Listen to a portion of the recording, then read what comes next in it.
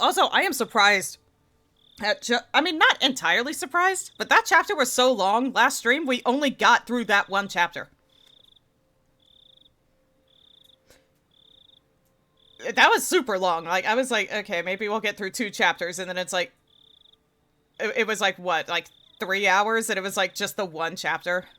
Not that I'm complaining, I was just surprised. Um, but yeah, let's just go ahead and get back to the scary. Alright. And it's next day, so did we go to look out for Satoko or no? Did we go try to find her, or did we just be like, she'll be fine? What the fuck? Guys, oh my god. If one of your friends is like, we can't find them, go find them. Please. Unless his great big yawn is because they stayed up all night trying to find her. I don't know. Let's just find out. I'm just worried as hell, okay? Satoko may not be my favorite, but it's like, but she's still just a child and a friend, so it's like, we gotta get her. We gotta get her. We gotta find her. Oh god, please do not let her be the charred body. Oh my god. Let's get to it. I let out a great big yawn. It was like morning had arrived just as I got to sleep. I hate that feeling. As Mom set up breakfast, she gave me a pained smile. What's the matter, Keiichi? What time did you go to sleep last night? Well, I wanted to go to sleep at midnight, but I had some trouble with that. You were probably all worked up from the festival. No, that's not it. Crunch, crunch. I crunched down hard on the pickled radish to hide my embarrassment. Embarrassed about what? You would be energized after a festival, yeah? After all that happened yesterday, and our discussion about the sound Shion heard. Right, that was another thing, is Shion mentioned hearing a certain sound that sounded like someone jumping on floorboards or some sort of banging noise. Keiichi, for whatever reason, did not hear it. However, Tomitake mentioned hearing it as well. He came to check in on it. He was like doing, kind of taking watch outside because we technically weren't supposed to be in the building we were in. So we kind of broke and entered, and curiosity got the better of Keiichi, so we went in there. And so Tomitake-san mentioned hearing it and came to check on us because he was like, I was hearing a loud noise. I wanted to make sure y'all were okay. And it was, so he heard it, and he described it in a similar way to Shion, saying it sounded like someone jumping on floorboards or banging or something. It was some sort of pounding, it was some sort of pounding noise of some sort. I don't know. But he heard it, which means Shion shouldn't be lying about hearing it. So, but we didn't hear it, so it's like, what is happening? Did we just not notice? But if he heard it from outside, then it should have been loud, so I don't know. It's part of the mystery. Let's see if we can find out. That banging noise, like a child far away, jumping up and down on a wooden floor. The story wouldn't get out of my head, so I had trouble sleeping. It was a long night, and I kept jumping at the slight sounds of faraway tree branches, which should have been either unhearable or too insignificant to notice. When I woke up to the morning sunlight and birds chirping, it made me feel pretty ashamed about it, but I felt far from refreshed this morning. Hey, Rana. Keiichi-kun, good morning! Huh? Keiichi-kun, your eyes are all red. Why is that? Why? Oh, hey. Good morning. I didn't get much sleep last night, so I'm sleep deprived today. Give me 2 seconds.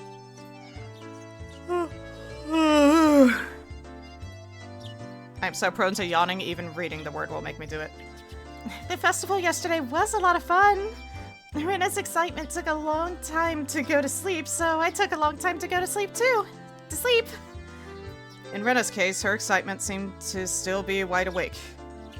They should have this kind of festival more often. Maybe not, considering the origins, but... So we can have lots of fun together again. Oh. Yeah.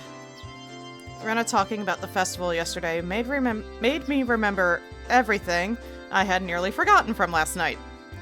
Time to re-traumatize ourselves.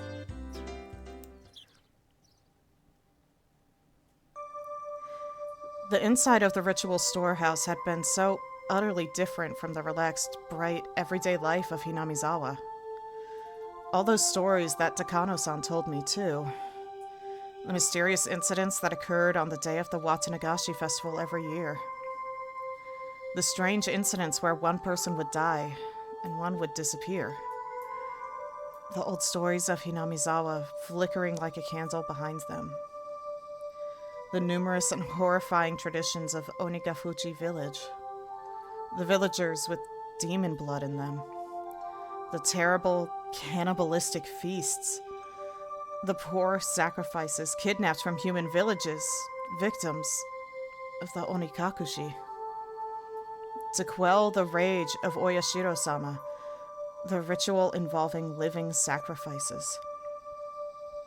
There were also many, many others.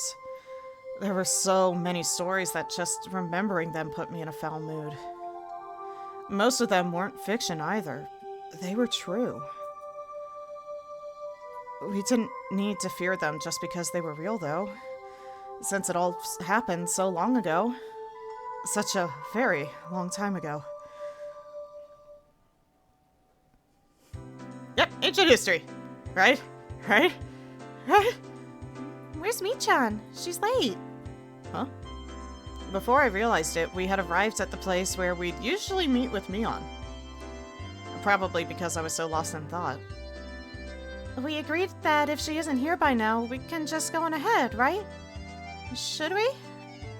Mion being late wasn't too rare an occurrence, but today she was unusually late. A few of the ominous tales from the night before came back to life in my mind again. Who would die this year, and who would disappear? It couldn't have been Mion. What should we do, Keiichi-kun? If we don't get going, we'll be late. She'll be here. She didn't call to tell us she'd be staying home today, right? Let's just wait 5 more minutes, okay? Rena looked at her watch and seemed a little worried, but then she nodded with a satisfied smile.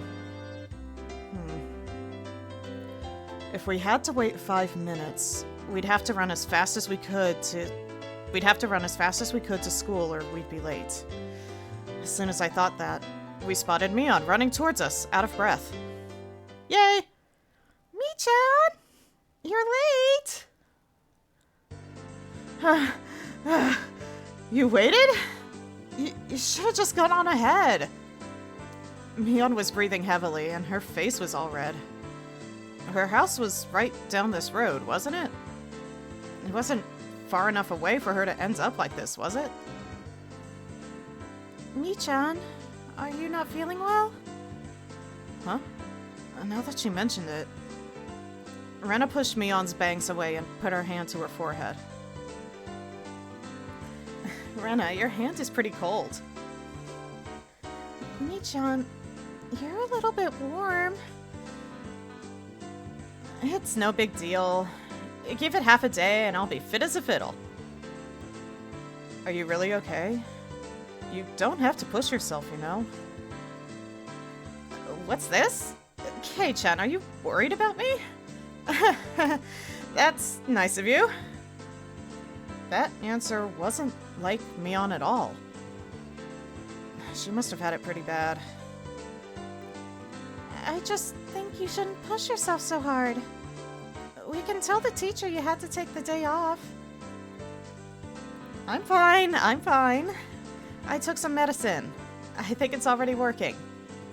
Mion forced an energetic expression onto her face and flexed her biceps at us.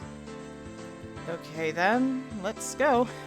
Don't overdo it, but of course, there's the time.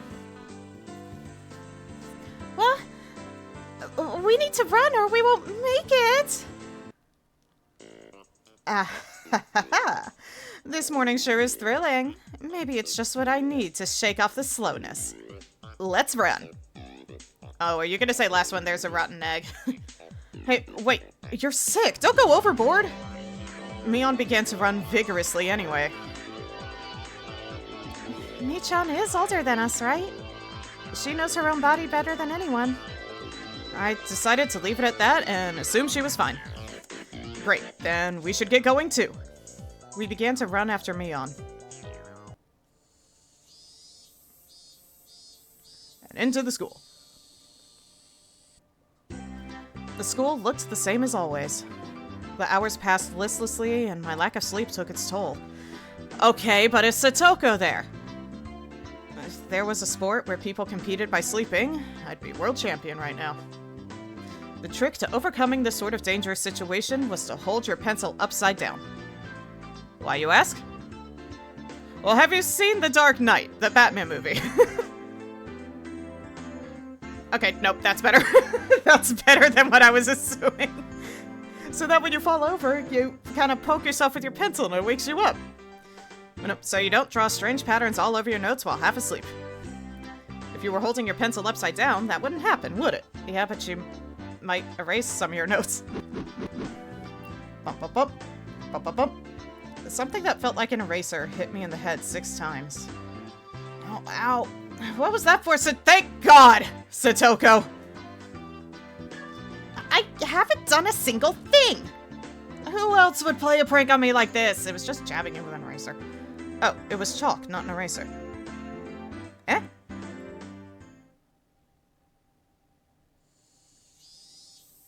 Behind me. Hey, teacher, been a bit. I keep forgetting how cute she is. Like a female outlaw might hold razors, was the teacher's shadow, holding 3 pieces of chalk in each hand. Are you practicing your Dr. Ratio technique? Rumble, rumble, rumble. My Barakun.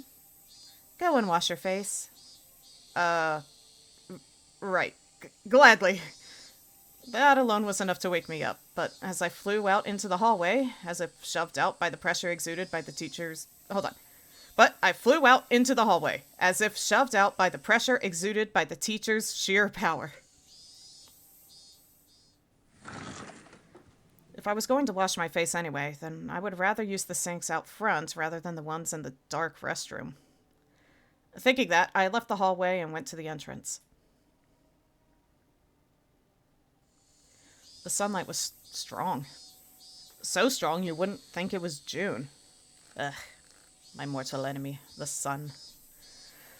I turned the faucet, and with a lifeless bubbling noise, lukewarm water came pouring out. If I let it run for a few moments, would it get cold? That's why you should use the indoor sinks. Anyway, I looked at it absent-mindedly for a little while. Hey, Mion. I knew you'd choose these sinks, Kei-chan. The ones out front just feel better, don't they? Mion? I do it. Yes, that was real. No cutting class now. I stuck my hands into the water to find it had gotten so cold that it seemed strange it had ever been warm. I scooped it up and splashed it against my face. Once I was done, I moved out of the way and Mion did the same. Mion, how is your cold doing? You're sleepy because of the medicine, not from lack of sleep, right?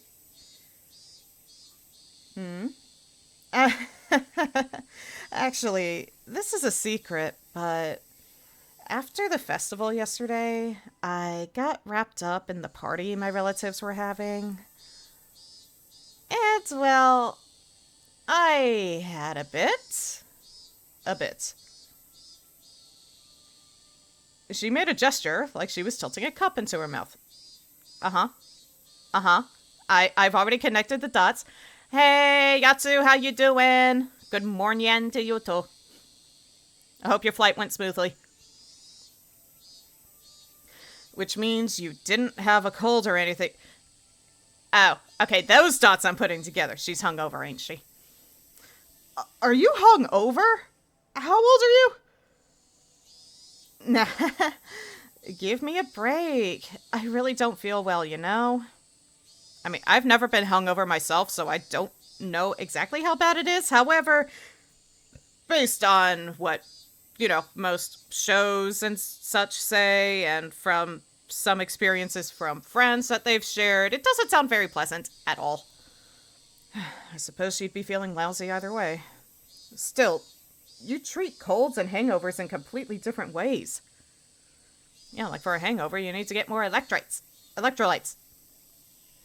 I was worried over nothing. Man, hangovers are still a big deal. I wouldn't say it's nothing.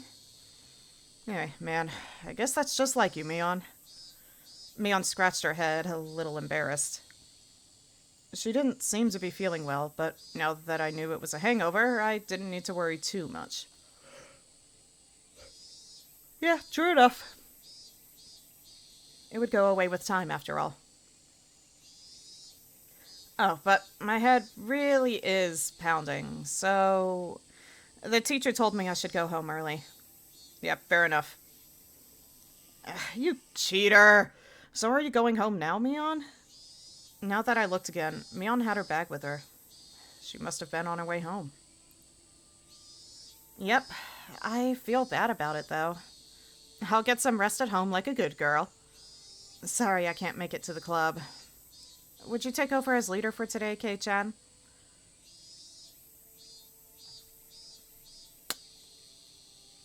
Okay, hold up. Listen, at this point, with how much I've read, this is only chapter 2 out of many, but I will say, when we first met up with Mion, for some reason, I had like a little sus flag trigger in my head. And it just triggered again. And it's mainly because I can't remember. I know there was like that whole situation in the first half of chapter 2 where it was like, Keiichi was kind of not treating Mion like she was a girl, and that was kind of bothering her a bit.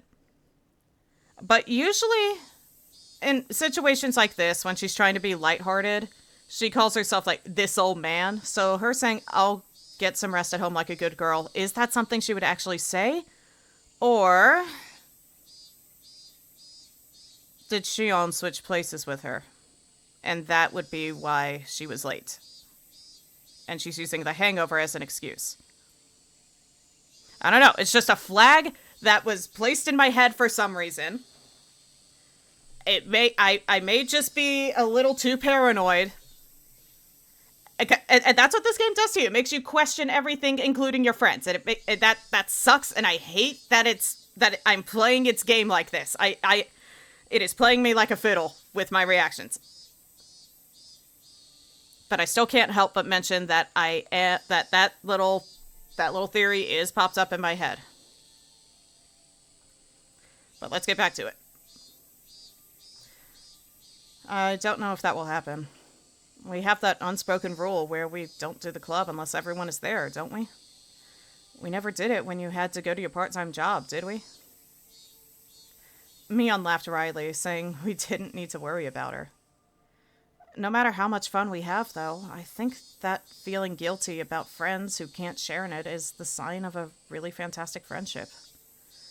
In that sense, the club Mion has created is a wonderful thing. As I thought about it, the moisture on my washed face dried up. I suppose we were talking too much.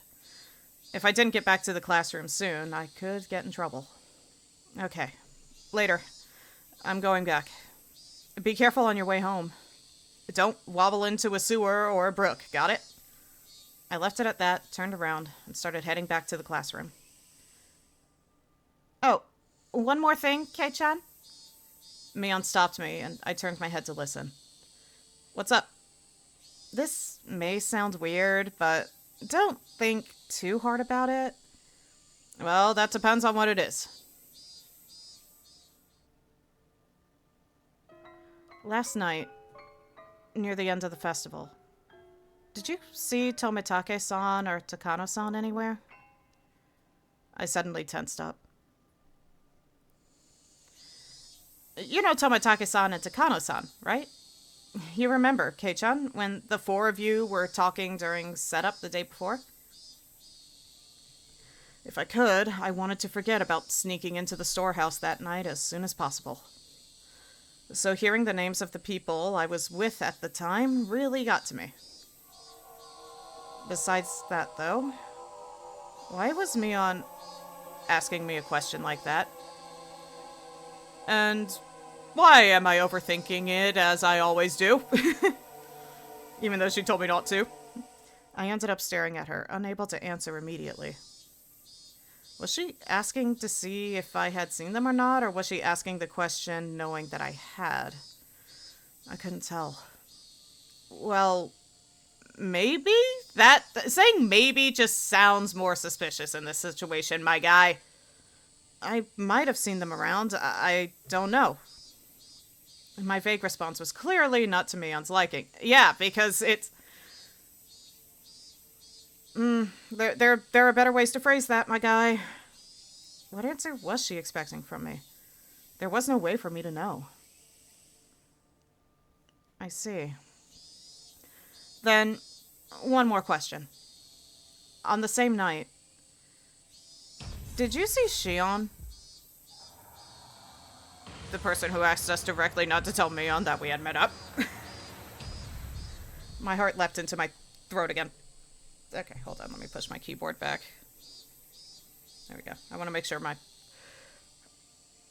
the arms of my computer chair are positioned like so perfectly that they can actually, if my keyboard on my keyboard tray is too close to the edge, the arm of my computer chair will actually press the keys. So I want to make sure that doesn't happen. Let's see. My heart leapt into my throat again. The tiny needles buried underneath Mion's words pricked into me. Didn't you ask me that yesterday? I think I told you that I wasn't sure if I had or not. Did you? Oh no! We got our first instance in the we got our first scary eyes instance in the chapter. I don't know if that was a sound effect in the game or if I just accidentally hit my headphones while clapping. Either way, that startled me. But we have our first instance of creepy eyes. Oh, Lord. I guess I just thought I'd get a different answer if I asked you again. I suddenly noticed something in Mion's eyes. Something indescribable. Tomitake-san and Takano-san. Shion, too. Sorry, hold on.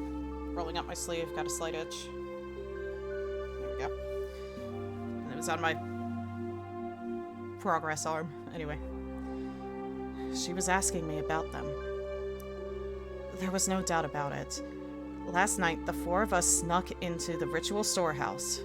She knew everything. So what? There's not really a curse anyway. That's right. Even Shion and Takano-san said yesterday during the festival that there was no curse. And that, rather than a curse, it was the doing of the villagers. You're fucked either way, buddy! My blood curdled. Mion was almost, without a doubt, aware that we snuck into the storehouse. It was nothing strange. I screwed up bad flipping on the light switch last night. If Mion had been searching for me, it was simple to imagine that she had seen that momentary light and come to find out what was going on.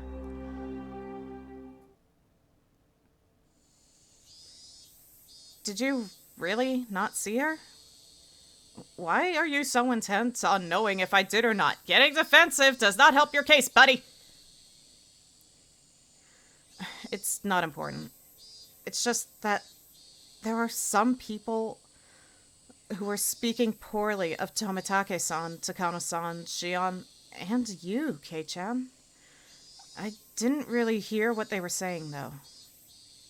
Unpleasant sweat dripped down my arms, and the sound of it hanging from my fingertips was so annoyingly loud. I don't believe that you were doing something bad. I just wanted to ask a bit about it, so I did. Sorry for making you uncomfortable, okay? I found myself unable to reply. My reaction must have made it obvious what the truth was, and yet I couldn't explain myself. Kei-chan, you weren't with Tomitake-san, Takano-san, or Shion, right? Yeah. I finally wrung out an answer between ragged breaths. Mion's expression softened a little. That's good. I'll have to tell them. You weren't involved in anything bad, Kei-chan. So, I'll make sure to tell everyone. Yeah, please do. Tell them I wasn't doing anything bad. To everyone, make sure. Everyone. Who is everyone? Okay, later. I'll be better tomorrow. Bye-bye. Well, we already saw that the whole village, practically the whole village, came to defend Keiji when he was under attack by some brutes. And, there's talk about, the village,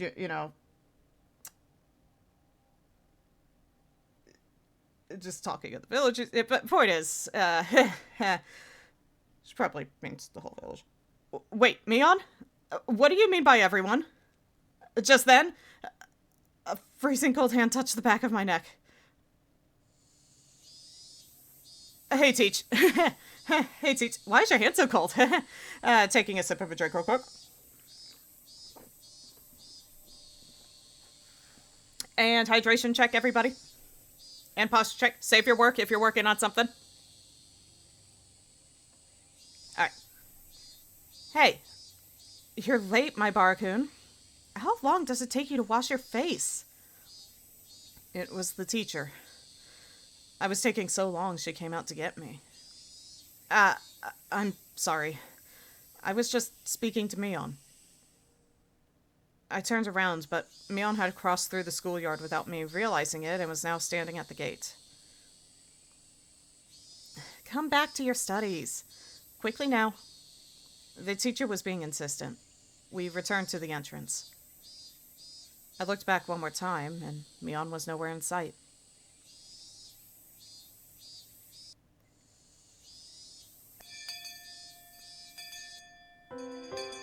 Hey, Rika.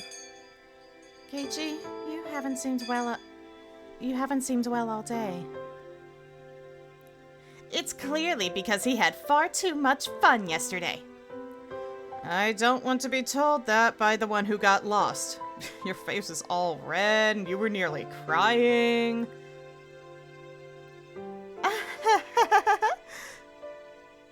Satoko-chan was so cute last night. Oh. My friends did their best to try and cheer me up, but it didn't lighten my mood. Was it far worse than I thought? Had I really done something that terrible last night? These thoughts remained with me for the rest of the day. I mean, breaking and entering is kind of a big deal, yes. But also, I feel like it's not too unheard of for teenagers, especially in that era. For folks, I mean, maybe not in Japan, but at least in America, it made sense for, teenagers to just get into a little something, trespass where they shouldn't, that sort of stuff. From an outside perspective, it doesn't seem like a big deal, but also because of all the torture paraphernalia, then maybe it was. I don't know. I don't even know if paraphernalia is the right word right now. Instruments, right? That's what they were calling them. Implements. Torture implements. That's what it was. I don't think paraphernalia is the right one. That one's... I'll look at definitions later. Anyway. Bye, Keiichi-kun. I'll see you tomorrow. By the time I realized it, I was in front of my own house. Michan had a cold, right? Could you have a cold too, Keiichi-kun? Could you? Huh? I'm fine. I may look scrawny, but I've never missed school because of a cold. At least not in this timeline. Both you and Michan didn't look so good today, though. Thanks for worrying about me. I'm fine. Idiots don't catch colds, remember? Rena smiled, then waved to me and left. Whew. With my shoulders bobbing up and down from breathing heavily, I entered the house. As soon as I got back in, Mom called out to me. What? Or what? Keiji? I'm sorry, but could you go to the library and return a few books for me? Huh? I don't feel like it. Your dad and I have to wait inside the house for a phone call right now, so we can't leave. I need to return them today. Could you please do it? Sheesh. Did it have to do with Dad's job? No point in arguing if they bring that up. I guess so, but I don't know where the library is. Oh, you don't? It's a little past Okinomiya Station. Just then the phone rang, and my parents' faces immediately turned grim. Mom snatched up the receiver. Hello, Maibara speaking. I'm sorry? Yes, he's right here. Then she thrust the receiver at my face. It's for you, Keiichi. Don't take too long, okay? I tried to ask who it was from, but asking the person on the phone directly would be faster. Hello? This is Sonozaki. Well, the younger one. Hello? Do you have time to talk right now? It was Shion. The older sister had a hangover today, but the younger one made no reference to it. Shion? I thought you'd be sleeping in today with a hangover, same as Mion. Why would you snitch on her like that? What? Mion had a hangover? Oh, that's so like her. She laughed warmly, but Mom glared at me, silently telling me to finish up. Also, because your mom probably just heard you say one of your teenage friends has a hangover. Whoop, sorry. My parents are waiting for an important call, so I can't talk for too long. What do you need? There's something I wanted to talk about, but if we can't talk long, I guess that's that. She sounded a little disappointed. What would Shion want to talk to me about? Now I was interested. Then, how about we meet up in person? If you could show me where the library is too, that would be great. You mean the public library near the station? Yes, that's fine. I go past there on my way to work anyway. Okay then, you know where I usually... Okay, then, let's try that again. What the fuck, man? Okay, then you know where I usually meet up with Mion? At that At that intersection where the small path from the Sonozaki house splits? Oh, Kei-chan? Did I not tell you? I don't live at the main house. I live in Okinomiya. If we could meet by the ticket machines at Okinomiya Station, that would be great. Main house? Living in Okinomiya? Now that you mentioned it, it always seems like the Sonozaki sisters weren't communicating. Did they live in different houses? That would probably also explain why she doesn't go to your school. Silly. Also, now that you mentioned it, Rena said she'd never met the younger sister, despite going over to play sometimes. Yep, there you go. Let's meet at the station then. I'll go there right away. Oh, sorry. Let's meet at the station there, then I'll go there right away. Bye, whoever said that. Can't tell. There was no visual cue for it. I set the receiver down, and Mom immediately thrust a large pile of library books in my face. 6 volumes of long-form mystery novels. Mom had her own hobbies. Mystery novels are fun, okay? Thank you, Keiichi. Be back by nightfall? Got it. Okay, I'm going. I supposed I'd changed my clothes and grabbed my bike key. I climbed the stairs to my bedroom. I went into my room. I changed my shirt. I was gonna say, please do not step-by-step it. Shion had been waiting for me already, so meeting up was a smooth process. Wow, Mion never keeps her appointments. I mean, honestly. Making my sister the standard for everything will get you in trouble. Shion seemed a little unsteady too. She was drinking with Mion last night, wasn't she? You didn't get any sleep last night either, did you? Don't try and hide it. You definitely went home from school early. Oh, too bad. I've been at home all day in the first place. I'm smarter than Mion, after all. Hey, I don't think you could call playing hooky smarter. You should finish your errands first.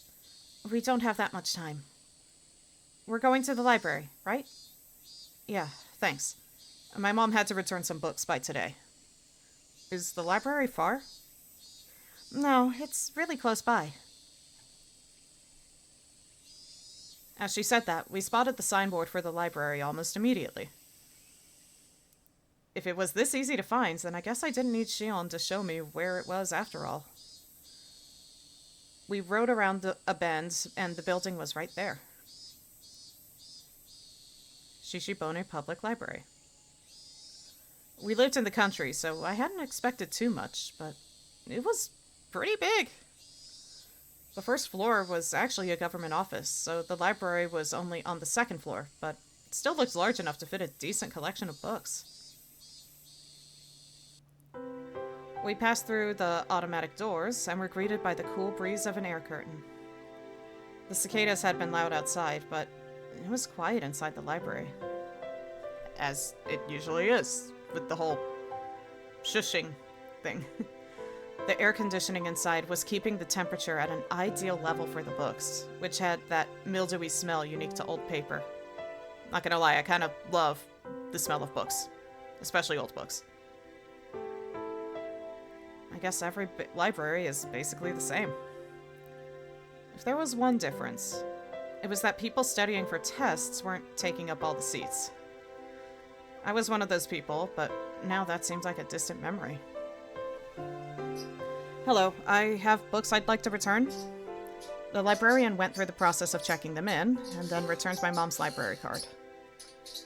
Shion was going around the bookshelves with a deeply interested look on her face, like she wasn't the type who went to libraries very often. Sorry for the wait.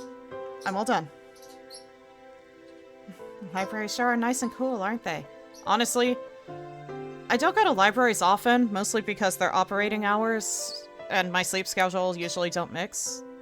But I do genuinely like the vibe of libraries. I really need to go to my public libraries more. Support your local libraries, people. They're very important. I want to work in a library one day. Don't know whether to call that boring or dependable.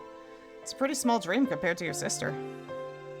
Mion would definitely want to be a hard-working employee for an international trading company or some other crazy job that involved her running all around the world.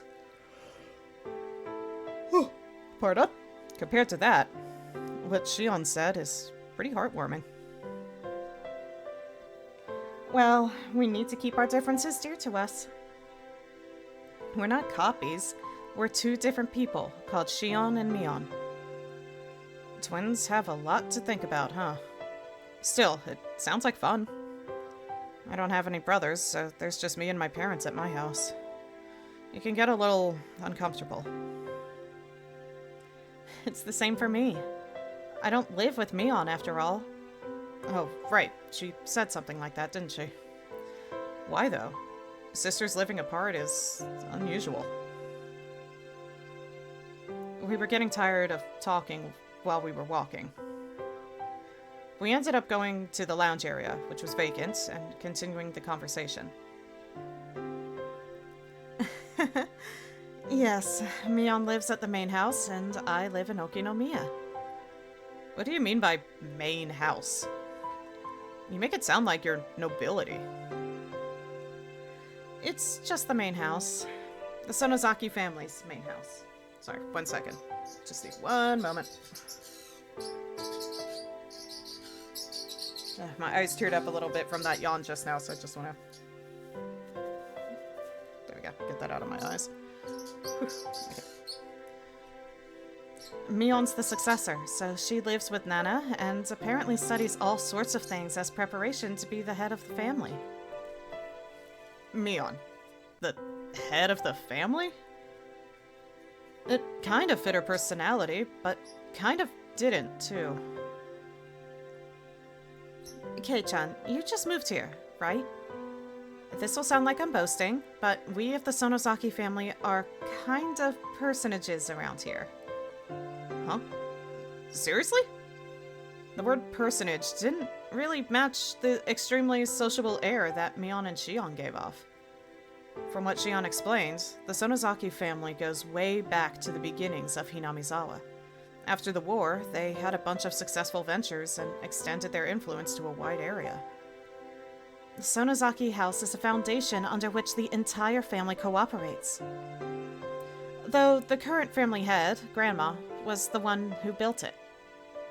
The entire family would provide backup to help one relative with a business venture. They were like a huge, living company. This let them avoid tax-related problems and help relatives' ventures succeed, one after another, using large amounts of money. If you ever go for a walk through Okinomiya, pay attention to the signboards and stuff. There's a ton of shops that are managed by members of the Sonozaki family. Now that you mention it, Mion and her uncles, that toy store looked like it was managed by relatives as well. Does that mean your relatives operate Angel Morts too? Even what few shops I was familiar with were involved with the Sonozaki family. It was definitely surprising. The family is particularly strong in finance and real estate. Even a lot of members of the Chamber of Commerce and Industry either have the last name Sonozaki or are their relatives. There are Sonozakis in the city council and the prefectural assembly too, since they have the Okinomiya area giving them strong electoral support. Wait a minute. This is all escalating pretty quickly. Next, you're gonna tell me that... What is it Japan has again? Prime Minister? President? I want to say Prime Minister. That the Prime Minister of Japan is a Sonozaki as well. Anyway. Her relatives operate shops in downtown Okinomiya, and they're especially strong in finance and real estate. On top of that, a lot of those in the Chamber of Commerce and Industry are relatives. There are even people elected to local offices. So then, the Sonozaki family, it's pretty famous in this area? Yes, hey! Oishi-san! I was gonna say, this lounge looks a lot like the lounge that they sometimes show in the, little police cutaways. Yes, it's crazy. All of a sudden, a cigarette-smoking, overweight old man interrupted our conversation. Wait, I know this guy. Hello. I will say, if I could just say one thing that I've been noticing, and it kind of bothers me just a tad. It's a tiny little thing, but it bothers me enough that I have to point it out now. Like, the art with these sprites is really good, I will say. I like the style. However, every time I see Oishi-san, I just want to go in and adjust the shadow on his, hold on. On that one, hold on. Capture cursor. Yes. Okay. This will make it easier. If it'll let me. Yes. This one shadow on that one suspender, because that makes it look like the suspender is sticking out further because of how the shadow was cast. Because it should be a thin shadow like this, because the suspenders are going to be, you know, they kind of cling to the body. It should not be poking out that far and causing a shadow like that. It's just a little thing where I just want to like erase that little bit of shadow just a wee bit, That's all. That just keeps bothering me because it makes it look like this particular part of his body is flat when clearly he's not supposed to be. But yeah, it's just a little minor thing. As an artist, I feel the need to mention. It just keeps bugging me, but now that I've said it, maybe it'll stop bugging me. Alright, let's see. Hello. Wait, is it him saying that? I can't tell. I think it was. Hello, good afternoon. Are you on a date today? Ah, what I would give to be young again. If you thought we were on a date, then why are you bothering us? Oishi-san? That was it. He was Oishi-san, a police officer. I thought it was this person who came to my rescue when I got involved with those delinquents before. Or I thought it was this person. Yeah, because he showed up after me on Freak the Delinquents out. But it's also wild after chapter 1 where Oishi was basically his, like, you know, the guy he was always talking to about what was going on. So it's the time that the whatever's going on, the timey-wimey bullshit is so wild. Anyway, now that I thought about it, Mion didn't seem to like him very much. No, I apologize. I heard a familiar voice, so I came over to see. Oishi-san laughed coarsely, not showing any sign of giving up. As Shion watched him do so, I didn't feel the same sense of malice from her as I had from Mion. My Bara-san, right? You're one tough guy. Two-timing the Zonosaki sisters, are you? No, I'm not two-timing anyone. I turned around to look at Shion and plead for help, but she grinned and maintained her silence. Her gaze wandered. She looked at the clock. I'm sorry, Kei-chan. I really need to get to my job. Huh? Oh, did you? Oh, wait, didn't Shion have something to talk about today? Now this weird man is here, though. Yep, I'll see you later. Granted, it was after, like, literally the day after, the Watanagashi festival, where, in the last chapter, where Keiichi and Oishi, you know, had their first major one-on-one discussion, so I wonder if that's what's gonna happen here, too. I guess we'll see. Yep, I'll see you later. Oh, I'll give you a call after I'm done. It'll be okay to call at night, right? Yeah, probably okay. Then I'll talk to you later tonight. Bye! Shion left so fast she was practically running. Oishi-san was waving at me with a grin. I felt like I'd been left here as bait so she could get away. Maybe she was lying about having to go to work. You're quite the big shot being so close to the Sonozaki daughters. Maybe I should rethink how I talk to you too. Oishi-san put a coin into a vending machine as he said something a bit appalling. Is iced tea okay with you? Do you want milk in it? Huh? Oh, no, I'll put some in then, alright? Here you are. He handed me a cup of tea, filled to the brim with ice, as I looked on absent-mindedly. I don't think I'm obligated to have a guy like this buy me a drink, but he did get it for me, so I'll thank him. Was Oishi-san just killing time? We didn't know each other well, but he still engaged me in conversation about all sorts of dumb things. When I thought back to how I talked with Shion, this seems like a total disaster.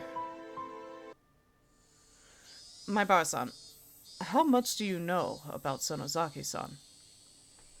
Other than what I heard just now, nothing.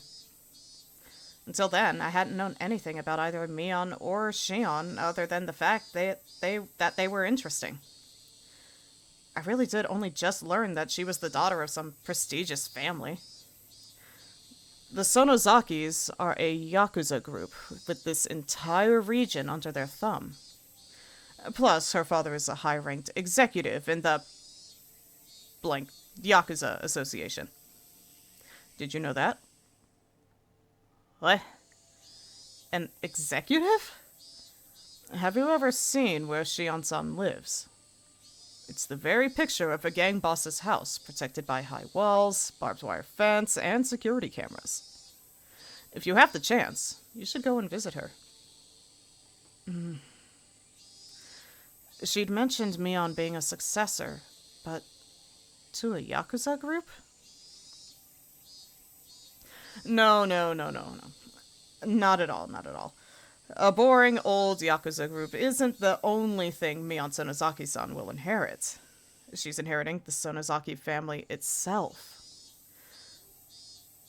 I'll leave it to you to mull over what exactly that means. Oishi-san had spoken lightly about all this from start to finish, but what he was saying wasn't light in the least. It was abrupt and unbelievable. If Mion-san wanted to, she could kill someone in the middle of the street and still cover it up. Not only would witnesses not show up, but she'd put pressure on the police, too. Mion would never kill someone. Nah, she wouldn't. I'm just speaking hypothetically. That's a weird hypothetical to bring up about someone's friends, buddy. Your name. It was Oishi-san, right? Yes, that's right. Then, Oishi-san. Whatever family Mion comes from, it doesn't change the fact that she's the best friend I could ever have, and I'm proud of that. I don't appreciate people speaking ill of her. I let my quiet anger show through in my gaze as I stared at him. Of course, I could never seem to tell what he's thinking, so I didn't know if it had any effect.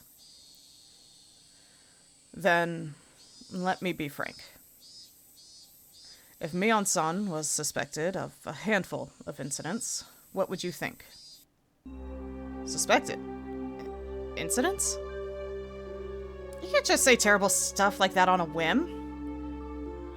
Then it would be a misunderstanding, of course. Mion may say some dangerous things, but she's not the kind of person who would do something so awful. Maibara-san, keep your voice down. We're in a library. Oishi-san shushed me, but in a state of heightened excitement as I was, I wouldn't be calmed so easily. Please, calm down. As I said before, the Sonozaki family holds a lot of power in this region, for better or worse. So if anything happens, they would immediately be suspect. I'd appreciate it if you understood that. Well, I know what Oishi-san is trying to say. Combining it with what Shion told me before, the Sonozaki family is huge and controls everything from Hinamizawa to Okinomiya. And Mion, meanwhile, is its successor, who apparently holds strong influence over the entire family. Still, that's all? That's the reason they're suspecting her? The only reason they're suspecting her? I'm just doing my job here. Not to doubt Mion-san of anything, but to clear up suspicions surrounding her. Please, think of it like that. He could talk a dog out of a meat truck. He was the definition of a shrewd, unfair adult. At this point, I began to think that it was no coincidence I'd met him.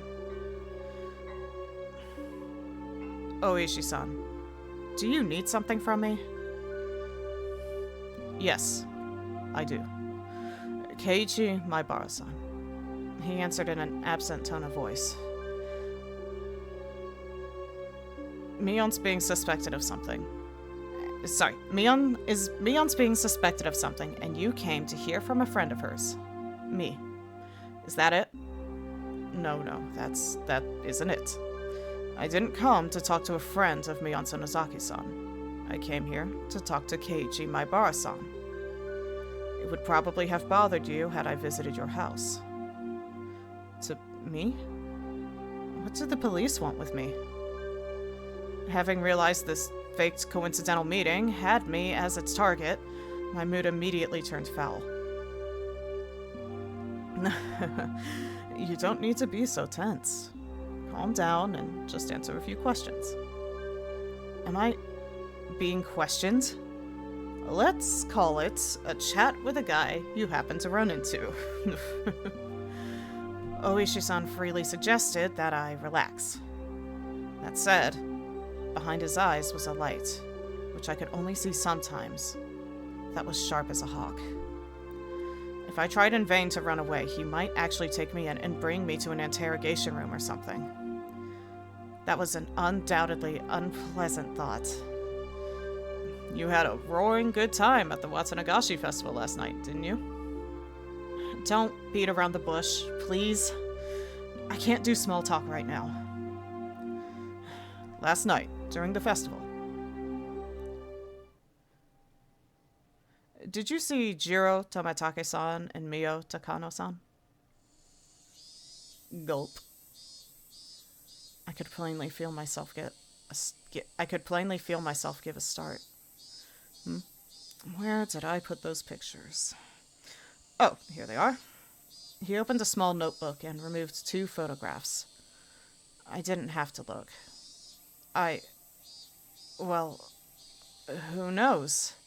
I might have seen them around. I don't remember. I was asked the same question for the 2nd time today. I gave the same answer for the 2nd time, too. Your memories are blurry. You couldn't have possibly been drinking or anything. Here, too. I got the same answer as I had from Mion. I realized he wasn't taking my vague reply well. Why is he asking me the same thing Mion did? The dark feelings I had nearly forgotten due to my conversation with Shion came rushing back in a hurry. We snuck into the sacred ritual storehouse, a punishable act. It was on a tiny impulse. While it may not count for much now, I do feel sorry about it. Oh, he's got a serious face on. I'll ask you again. Did you see Jiro Tomatake-san and Mio Takano-san at the festival last night? His tone was soft, but there was a dreadfulness in his voice, clearly different from the first time he asked. I'm scared. That was exactly how I felt. Even if you repeat the question, my answer won't change. I don't really remember. There wasn't any better answer I could give him. I didn't have the balls to say I didn't see them, nor the courage to admit I had. I see. I just thought that maybe I'd get a different answer if I asked the 2nd time. I'm too scared to look Oishi-san in the eyes. I'll change the question. Come, my boss-san. I don't like that. Relax, I don't like this. Oishi-san grabbed my shoulders and squeezed them, as if trying to give me a massage. It mostly just hurt, though. Still, why would he ask the same things as Mion? If he's asking the same things, then the next question must be... On the same night of the festival, did you see Shion Sonozaki-san? Clatter, clatter, clatter. I wondered what that sound was, and when I looked down, I saw it was the unmelted ice in the cup I was gripping in my hands. My hands were trembling, rocking the ice back and forth. Realizing that, I hastily put the remaining ice in my mouth and crunched down on it. My teeth hurt just thinking about that. Sorry. I may have seen her, but, well, you know, she looks just like Mion. I might have just mistaken the two. Nah, but that can't be. Suddenly, Oishi-san grabbed both my shoulders and hunched down to give me a level stare. This must be what it's like to be a deer in the headlights. I want to look away, but I can't. This is the first time I've experienced such a piercing stare. Mion-san and Shion-san wear completely different clothing. You wouldn't mistake the two so easily, I would think. My Bara-san. His voice was harsh. Harsh, the same as when Mion said it. I could feel my heartbeat quickening. When I realized he could feel it through the hands on my shoulders, I got even more scared. Why are Mion and Oishi-san both asking about last night? Was sneaking into that storehouse so bad? I shouldn't have let Takano-san talk me into it. Tomataka-san casually said to check it out too, so... Even Shion, if she hadn't encouraged me... This is why you don't give in to peer pressure, kids. No, I understood. I was the one most at fault here. I shouldn't have let my curiosity get the better of me. I shouldn't have gone into the Forbidden Storehouse. Hey there! Oishi-san. What are you doing to that kid? I think that's our cue to get out of here. A young man wearing a suit came into the lounge. From the way he held himself, I knew immediately that he was Oishi-san's subordinate. Oh, so it is. Closing time already. I hadn't realized it until he said something. The jingle and announcement telling patrons the library had closed had started playing without me realizing it. I was so irritated, so overwhelmed, that I couldn't even hear it. Well then, my Barakun, we're out of time, so allow me to take my leave. I'd like to talk with you more about this at your leisure, when we have more time. This isn't a joke. If I never saw him again, it would be too soon. Oishi-san followed his subordinate and left the lounge behind him. However, he spun back around. Oh, right, my Bara-san. What is it? Those 2 questions I asked you before. You don't remember well enough to answer either of them, correct? Right. Just so you know, you saw them all yesterday.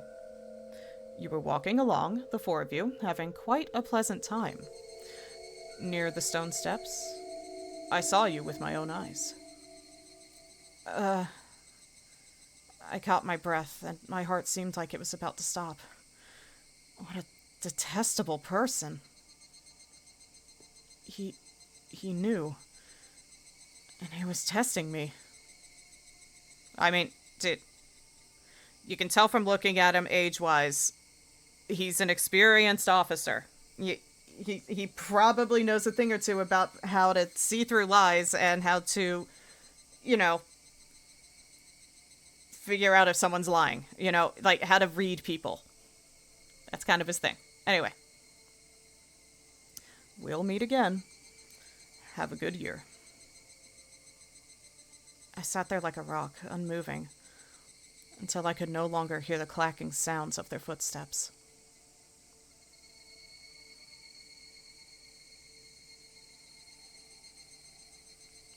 Break in the chapter or end of the chapter? Let's see. Taking a sip of a drink. Looks like break. All right. I was on my way back home. Sorry. Headphone cable tangling in my arm. On my arm, not in. That'd be very disturbing. I was on my way back home. The cries of the Higurashi accentuated the already lonely evening. More time had passed than I'd thought. The orange of the dusky sky was being chased down, little by little, by an indigo color approaching from the east. Exhausted from the slow climb towards Hinamizawa, without even noticing, I'd gotten off my bicycle and was pushing it uphill.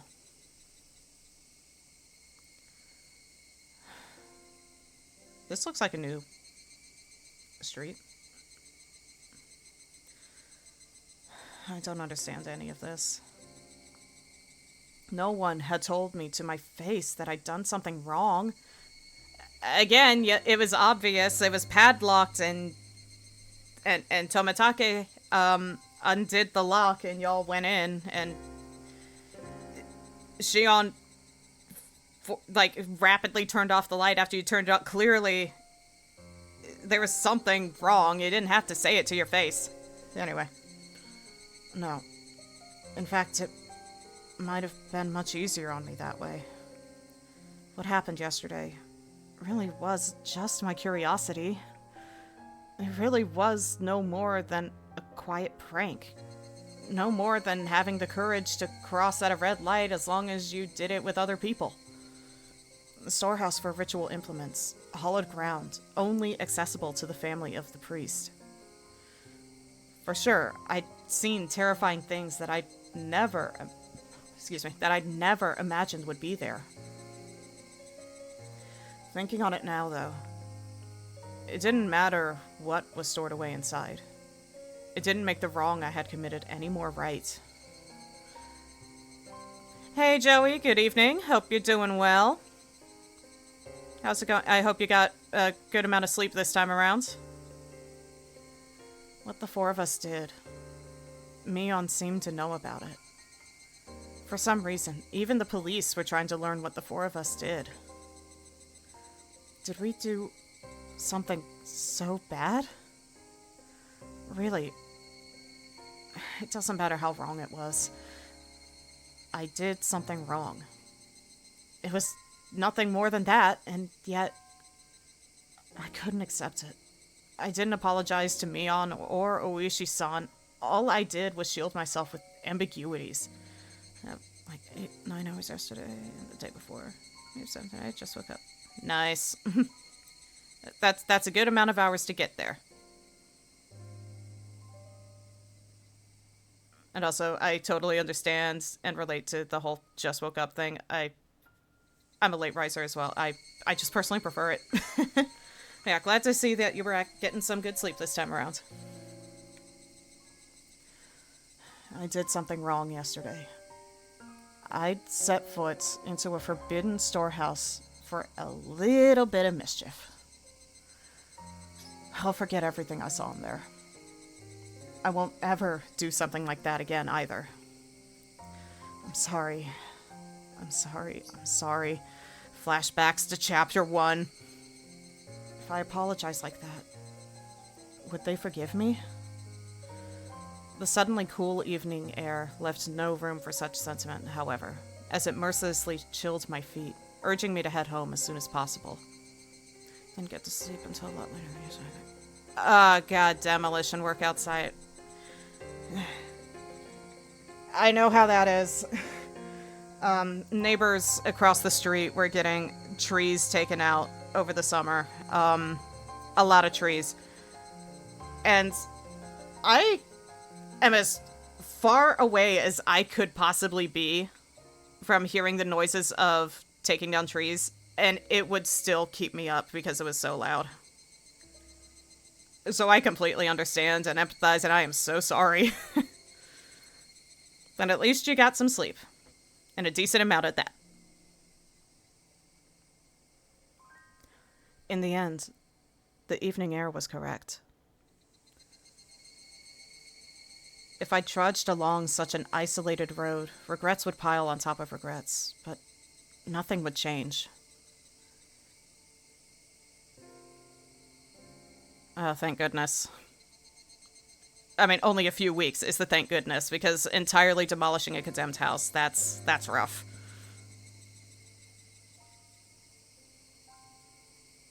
Yeah, ours went on for, like, way too long. It was... They were, like, just taking down, like, 3 trees, and they were...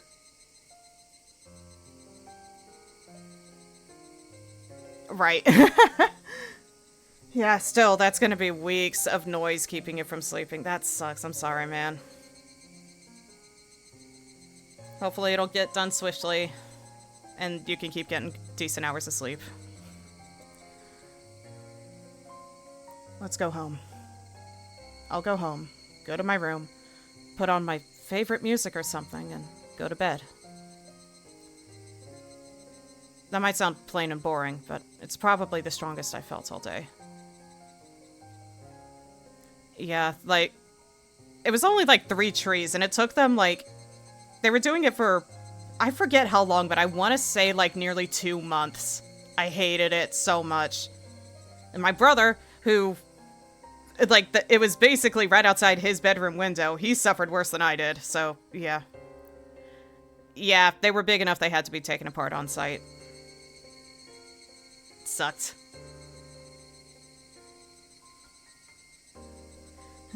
Whew.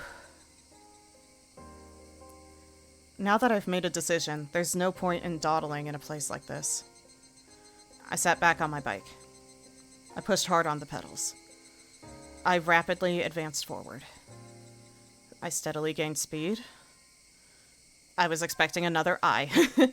The wind was cutting and mercilessly cold, but it actually felt good, as if it were softly punishing me.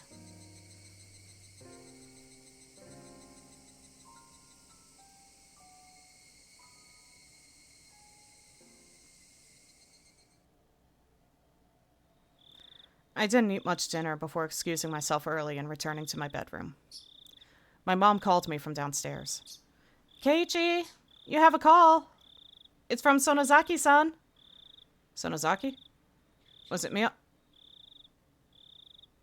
Bro, Shion said she would call you later. Come on. No, it was Shion. I just remembered. She had something she wanted to tell me today. Oishi-san had interrupted us, so she didn't get the chance. Shion had said she'd call tonight. Hello? Is that you, Shion? Hello. Ran into a bit of trouble today, didn't we? She said it so plainly that I got a bit annoyed. She was the one who left me there and ran. Don't say that. I gave you the Sorry, don't say that. I gave you the signal to run away with me, didn't I? You just sat there looking dazed, Kei-chan. I wasn't dazed. All of a sudden, you left me there, and after that, I had to put up with that Oishi guy for ages. You were dazed because all of a sudden she left you there. Don't complain to me about it. I can't believe she just passed it off like that. She looks just like Mion, and yet inside she's this different? I got a little irritated at myself when I realized I was, somewhere in my mind, hoping for the same reaction I would get from Mion, even though she's a different person. Sorry. Next time I'll run away first thing and leave you there. Hey, it's ladies first. Shion laughed refreshingly. When I heard her voice, I realized that she wasn't really that angry or anything. It was just as she said. The cause of my temper was because it was my own fault for not leaving immediately. I'll stop blaming it on others. Blaming it on others would be... Anyway, you had something to tell me, right? Oh, yeah. I mean, if you already know, then it's not something that bears repeating. Do you already know? No, about what? Give me a subject. Give me something to work with, because... Do I know that alpha wolves do not occur in the wild? Yes. Do I know how hot the sun is off the top of my head? No. So, you're gonna have to be specific, honey. Shion lowered her voice suddenly, as if she were glancing around. I had no idea what I could already know. Sorry, but I have no clue what you're talking about. At least give me a hint. It's like those NPCs in that one Pokemon game that were like, hey, do you know? And I'm like, know about what? And then I say, no, and it's like, weaken a Pokemon before throwing the Pokeball. And I'm like, I fucking know, Jesus! Anyway. So that means you don't know. She seemed to take my stupid-sounding question as evidence. However, her voice didn't sound disappointed or exasperated in the slightest. Actually, it's about last night, during the Watanagashi festival. My entire body jolted as I was assailed by a terrible feeling. Is Shion going to ask the same thing? Why would she ask? Did you see me last night? Hello? Kei-chan, are you listening? Yeah, I am. What about last night? The four of us went in there, right? Well, it mainly started as... It was mainly the three. Tomitake-san was standing guard, but she didn't beat around the bush. Whether or not I wanted to admit it, that was the actual honest truth, and I couldn't act like it hadn't happened. Then, after that, we walked away together, and then went our separate ways near the stone stairs, right? Takano-san and Tomitake-san went to the stream, and you stayed there, Kei-chan. I went over to see some relatives. Yeah? Why do you ask? We won't make any progress if we keep asking each other questions, so let me ask this question first. Okay? You mean, did I see Tomitake-san and Takano-san last night? Huh? Oh, yes. Did you see the two of them after that? I'd be lying if I said I wasn't surprised. This is the third time I've been asked this question today. Why? What? I mean, she's in on what happened last night, so I would go along with it. And also, no, we did not. They walked away and that was that. What the hell was going on? Why? Why are you asking me that? No, Kei-chan, I'm asking the question. Please, answer me. Did you, Shion? If you answer first, then I'll answer. My shabby response betrayed how scared and small I felt now, after everything that had happened today. Shion didn't say anything for a few moments. Just as I was beginning to think I'd really put my foot in my mouth with that response, she finally answered me. Of course, I didn't see them. My relatives were with me, and they can vouch for that. I didn't see them either. People can vouch for me too, like Mion, Rena, and everyone else. Now that we know our answers matched, she let out a sigh that sounded more relieved than anything else. Thank you for answering me honestly. Okay then, I'll tell you. Apparently, last night, Takano-san and Tomitake-san died. He's just fated to die. Tomitake-san is just fated to die, man. But that doesn't explain the barrel. I thought the barrel would be the act of someone in the process of dying, not like the bumping, the thumping, whatever that was. I thought that would have been the process of someone dying, not... So then what the fuck was that then? Oh my god. Sorry, Shion. What was that you just said? Apparently, last night, Takano-san and Tomitake-san died. Takano-san was found burned to death. She was the one who was burned to death. Oh god. Tomitake-san was... well... it looked like a suicide.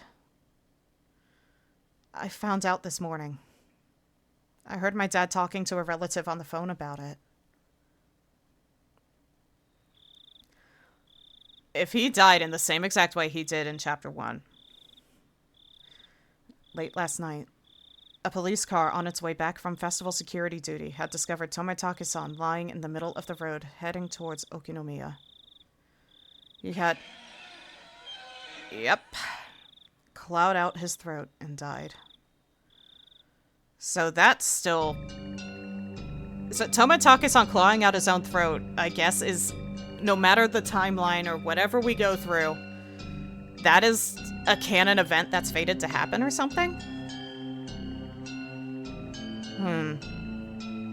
What? He clawed out his own throat? That bright, cheerful Tomitake-san committed suicide? Do we really want to yell about this when your parents are right behind you? That can't possibly be right. The police did an autopsy. He did it with his own fingernails. He scratched at his throat so hard that he ruptured his blood vessels and bled out. He died in a pool of his own blood. That's what they said. I've never heard of such an insane suicide. You can't just scratch open your own throat like that. I realized I was yelling too loudly, so I lowered the force I was putting into my voice. Your mom just listening from the other room like, what now?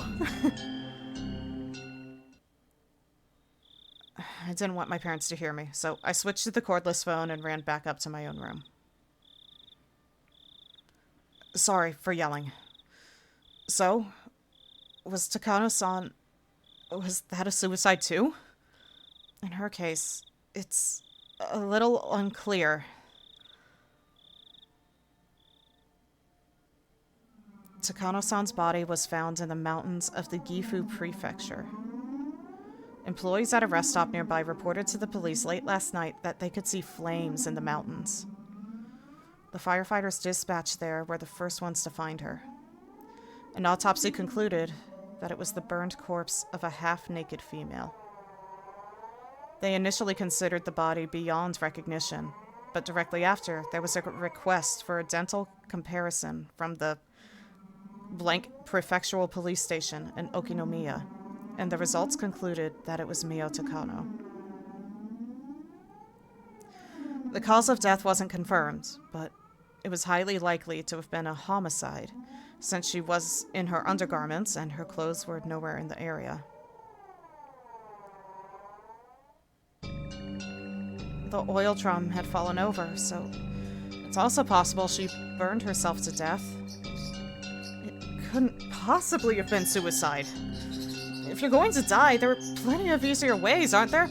Like clawing out your own throat. Wait.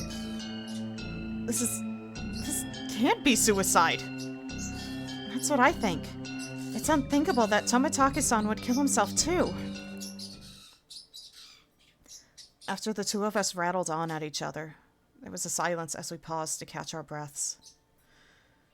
And as we calmed our nerves, right then, I understood what Shion's story actually meant.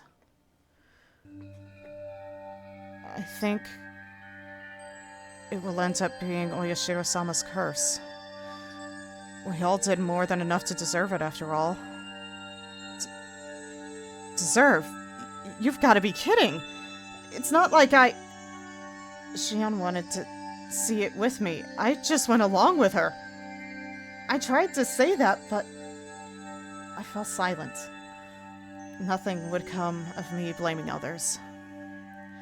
It didn't matter how much everyone else encouraged me.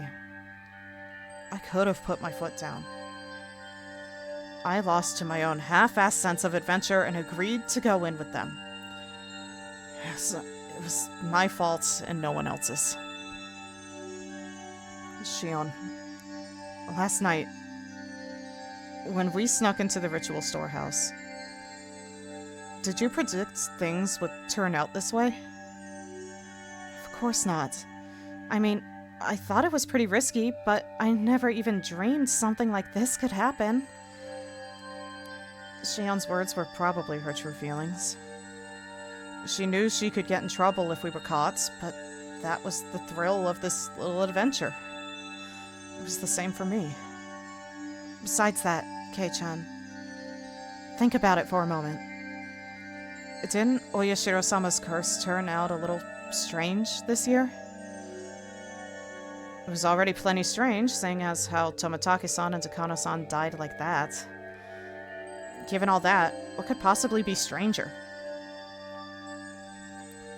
I mean that they found two corpses. Remember what I said? Every other year, one person would die, and one person would disappear. This year is the first time two people have been found dead. It may be true, but that's not a huge deal, is it? It is, Kei-chan. Think about it harder. Listen, if two people died because of Oyashiro-sama's curse, then in order to quell Oyashiro-sama's anger, two people would need to be sacrificed. Is that how it works? So, what? Tomitake-san and Takano-san died, so now two people are going to go missing this year? I don't understand why, but when I said that, I felt my spine freeze. I don't think anyone's been confirmed missing yet. I think that those two people have yet to disappear. Shion, like me, was obviously getting the same feeling crawling down her back. Two people have yet to disappear? Shion didn't answer. I couldn't say any more than that either. A chill crept in through my clothes and tried to wrap into a fist around my heart.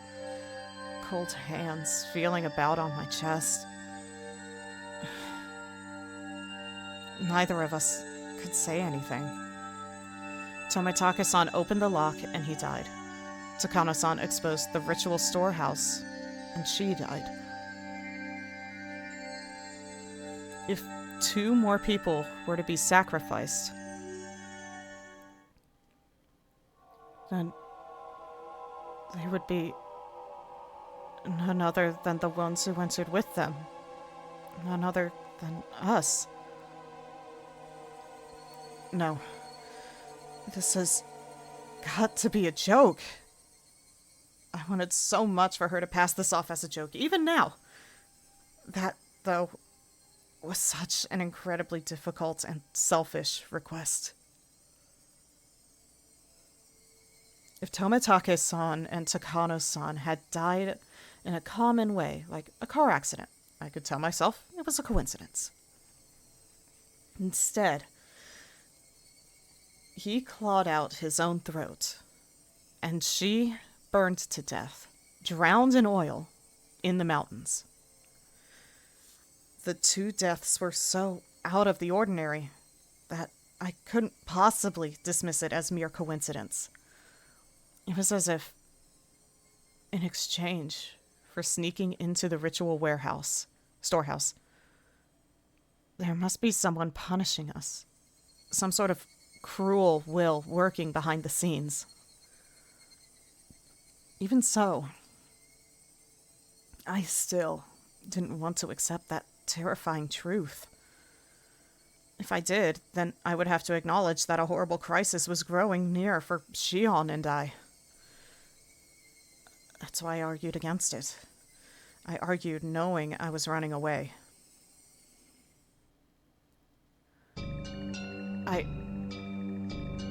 In the first place, it's not even in the newspaper, is it?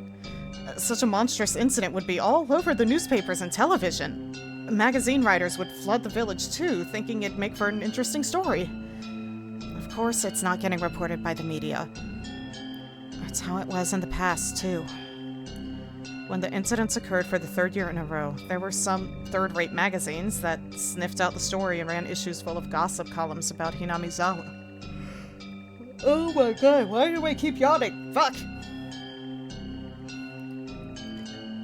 Fearing that the region would develop a negative stigma, they negotiated with the prefecture and the police.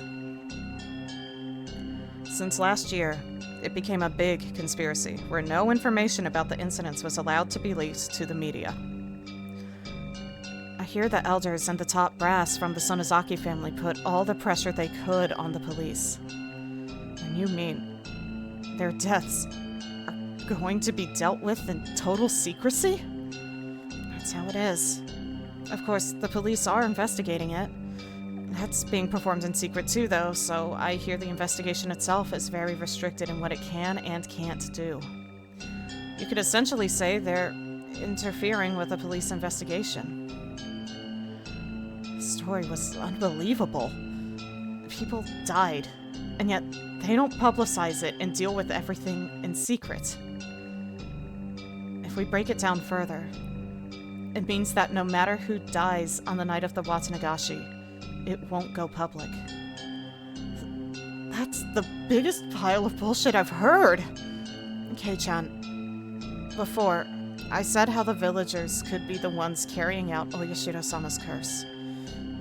That's what I mean. At some point, a tradition was created here in Hinamizawa, where every year you're allowed to kill someone on the night of Watanagashi under the guise of it being Oyashiro-sama's curse.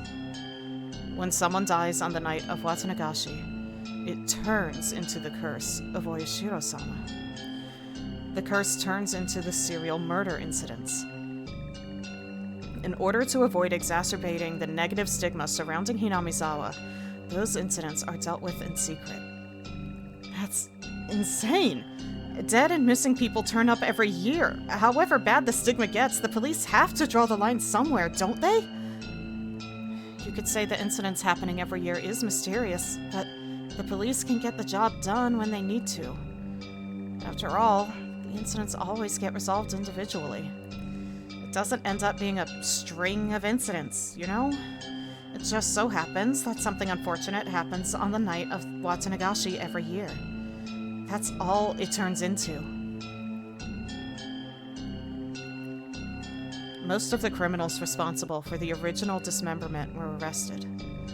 The last one managed to get and stay away, but the events were totally exposed and elucidated, so it was, in essence, resolved. The dam supporting couple who died in an accident the second year, that was an accidental death, plain and simple. They made a lot of investigations into the possibility of it having been a homicide, but they didn't turn up anything. It ended up as an accident. It was resolved. On the third year, the priest fell ill and passed away. There were doctors present at the hospital at his deathbed, and they all had trustworthy medical certificates. They even did an autopsy. It concluded that it wasn't a homicide. That was resolved too. On the fourth year, the sister-in-law of the dam-supporting couple was murdered. The criminal was an abnormal man with a history of regular psychostimulant usage. He confessed that he thought Oyashiro-sama's curse was so interesting he wanted to try it out. The criminal died of an accident while imprisoned, so this incident was essentially resolved as well. That's right. None of the incidents had any relation to another, and each was independently resolved. So then, why does an unfortunate coincidence occur every year on the night of Watanagashi? You can try and say it's a string of related incidents, but they're not related. Yet every year, someone always dies and someone always disappears. The story Takano-san told me on the day before during the setup. Now that the curse really had occurred this year, I couldn't just laugh it off. Then, does that mean it'll come for us too? Just like how one person dies and one disappears every year? Are you saying we'll be taken along with Tomitake-san and Takano-san and erased too? My lips had at some point become completely dry, and just saying that was difficult. Shion didn't respond. Her silence, however, was the clearest form of confirmation she could give me. Sure, we went somewhere we shouldn't have, but we were just looking, right? We didn't steal anything or take anything out, and we didn't tell anyone that we looked, right? I was already regretting having committed such a wrong. Even so, was it really so bad that Tomitake-san and Takano-san deserved such cruel deaths? Besides, I didn't care about anything I saw in there at all. Takano-san was the only one getting so happy over it, wasn't she? Takano-san was the only one at fault. I don't have anything to do with this. I'm not interested, I'm not involved, I don't give a shit about what was in there. I knew saying so wouldn't solve anything. I could feel myself, my cold self, in the innermost depths of my heart, disgusted at my pointless howling. However, my emotions had broken through the dam, and I couldn't stop them anymore. I didn't have any interest in any of this from the start, damn it! All I wanted to do was watch Rika-chan's performance. You were the one who pulled me away from that, weren't you, Shion? I don't give a rat's ass whether those two were trying to steal something or try to meet up secretly or whatever. That's right, you were the one who made me go in there in the first place, Shion. You were all, Kei-chan, you need to see what's inside, and you convinced me and then pulled me in. Why the hell did you do that? I didn't have anything to do with this. What will you do? What are you going to do, damn it? How are you going to take responsibility for this? Huh? Hey, are you listening?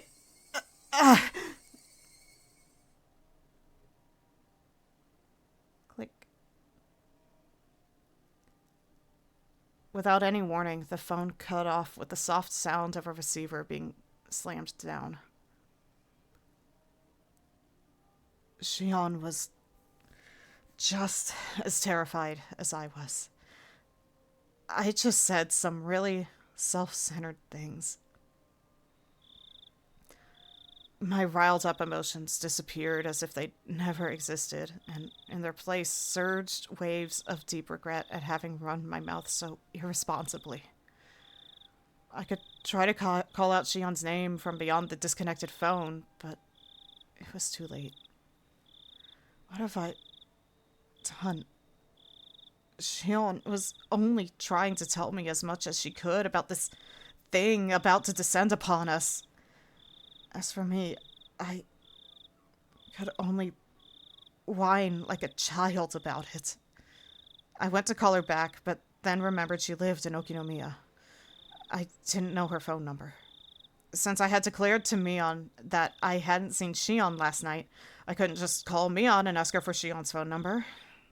I was too scared. I couldn't even call her back. Because this was the era before we had this ability on phones. I was stricken with hopeless regret. I returned the receiver to its stand and I simply prayed that Shion would call me back again. Please, Shion, calm down and call me again.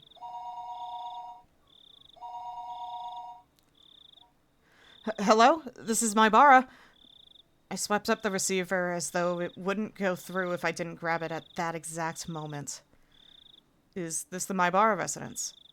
Excuse me for the late call. I'm Kimiyoshi. Kimiyoshi? Have we heard that name before? Is this the head of the household? It was the voice of a girl who clearly wasn't Shion. All my hopes rushed out of me.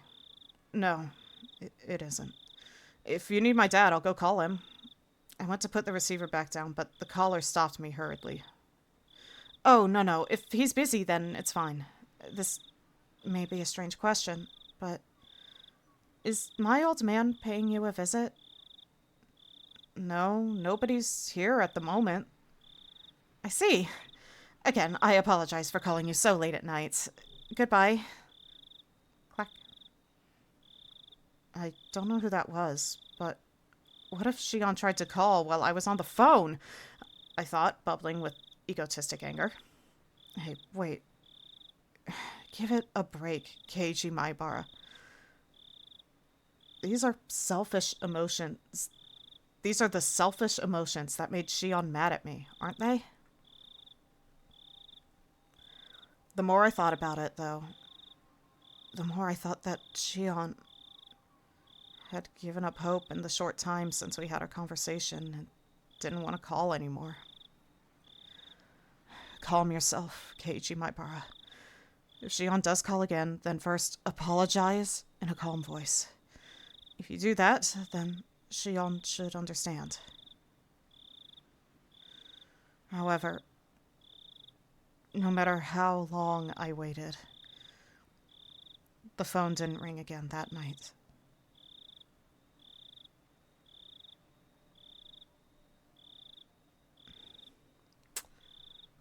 Fug. Hold on, DM. Okay. Understood. Alright, that was the end of the chapter. It felt like it should be at that point.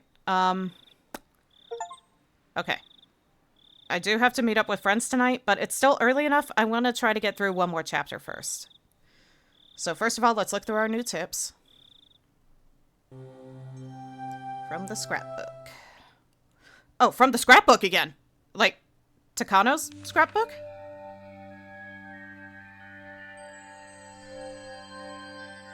I don't know why that kind of left my mind until this moment, but here we are. The significance of Watanagashi. Watanagashi, a festival of hunting for sacrifices and feasting on them. While the festival itself is remarkable, it has come to be considered a form of entertainment as well.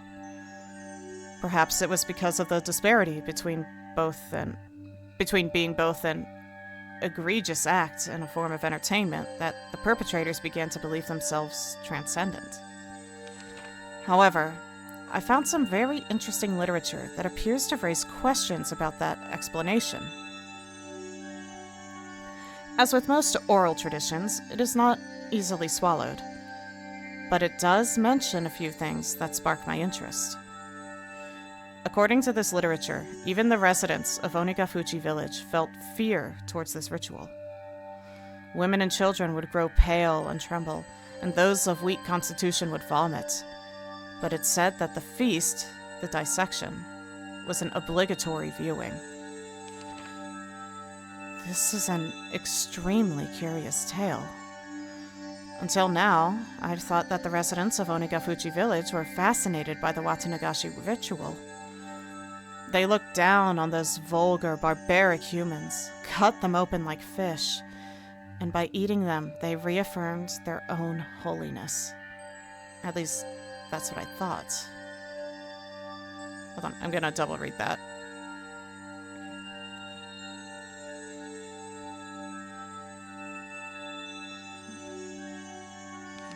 However, if what the villagers gained from this ritual was not fascination, but fear, then that would suggest the ritual meant something entirely different. There's the possibility that the executions were meant as warnings, encouraging the villagers to strictly follow religious precepts created by those with power for their own convenience. Onigafuchi village has been effectively ruled over by 3 old families, called the 3 families. Without investigating the 3 families, I probably won't get any closer to the truth of Onigafuchi village. They keep saying the 3 families. I'm curious as to who those 3 families are, though. I mean, I'm willing to place money on one of them being the Sonozaki family. And Furude, I wouldn't be surprised about because of the lineage of priests that Rika is a part of. As for the 3rd, I couldn't even begin to tell you. From the scrapbook 7.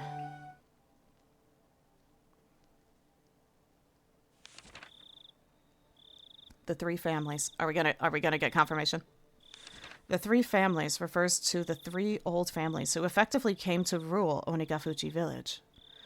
To break it down, there was the Kimiyoshi family. Kimiyoshi who just called us. Interesting. To break it down, there was the Kimiyoshi family, the Furude family, knew it, and the Sonozaki family, obvious.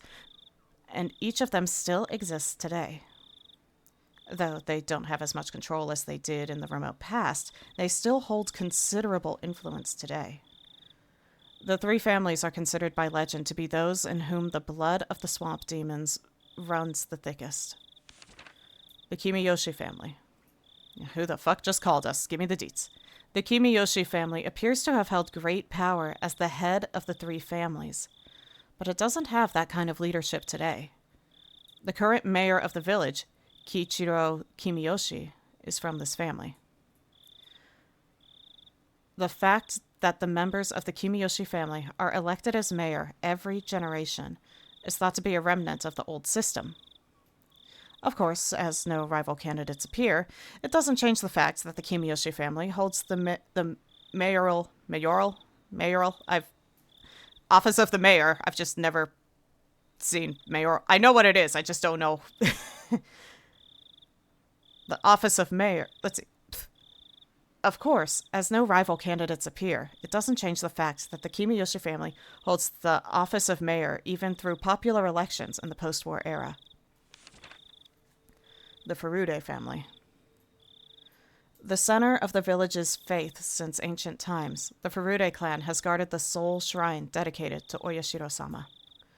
They were worshipped as the only people to represent the voice of Oyashiro-sama for a long time.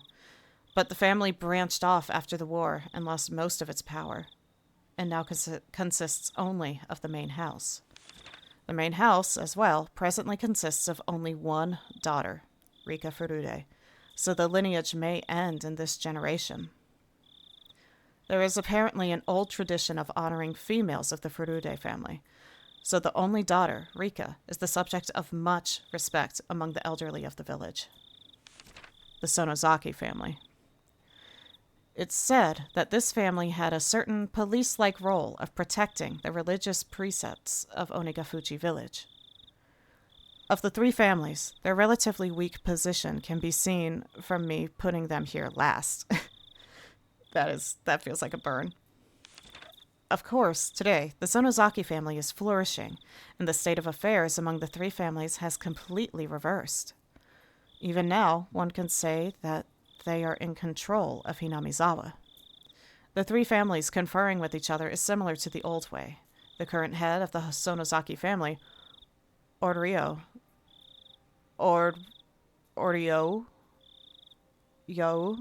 yeah, it'd be Oryo. It sounds like I'm trying to say Oreo. Essentially decides all of the goings on in the village by herself. We're getting names, we're getting lore, people. We're getting the name lore. Okay, there we go. Set up, no, OBS, come back, there we go. Alright, and lastly, late night phone call. Let us see what this entails. Excuse me for the late call. I'm Kimiyoshi. Is this the head of the household? Yes. No, not at all. Thank you very much for that. Yes. Well, you see, I do apologize for calling at this hour, but I was wondering if our old man was visiting you at the moment? You've got that right, yes. Once again, I'm very sorry for calling so late. Goodbye. Click. So, no good? I'm not sure what to do. He may be passionate about it, but he always at least gives us a call. You called everyone he plays Go with, didn't you? Hello, this is Kimiyoshi. This is Sonozaki. How did it go? Have you found the mayor? Oh my god, if the mayor is the one who went missing, that's gonna be absolutely insane. Oh, Mion-chan. I called everyone I could think of, but I came up with nothing. We can't find him. What do I do? Where could he be idling about? I put a word in with a bunch of people who might have an idea, but nobody did. I asked Nana about it, and she said we should get the men of the village together to search for him. At this hour? I mean, it's not like he's definitely gone missing. Watanagashi just happened. She thinks we should be a little more cautious. If we still can't find him, then we'll notify the police tomorrow morning. Whether or not we find him, though, we should refrain from making any false accusations. Oryo-san said that? Yes. If you can't trust her without hearing her voice, then I can put her on for you. No, that's fine. I understand. We'll get the men together and search. If we still can't find him, then we will notify the police in the morning. She'll leave it to you to organize the men. I'll be there as well, as Nana's representative. Thank you. I'll get everyone together immediately. Thanks. I'll talk to you later.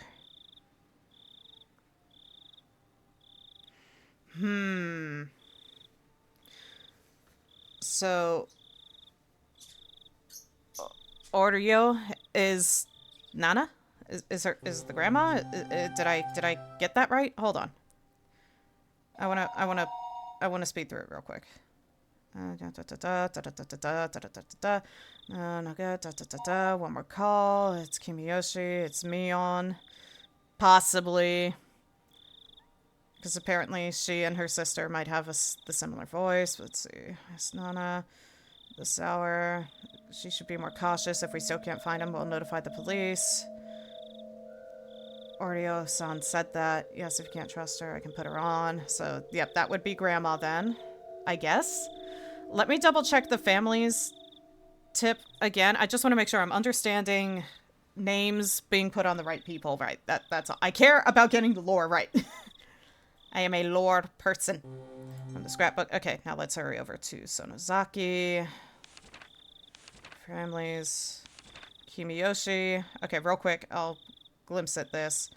They always hold mayor. For you. Sonozaki, that this family had a certain police-like role in protecting their relatively weak position.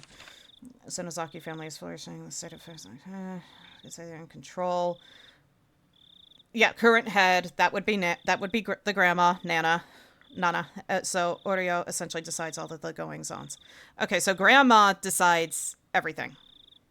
Okay. Crazy, but okay.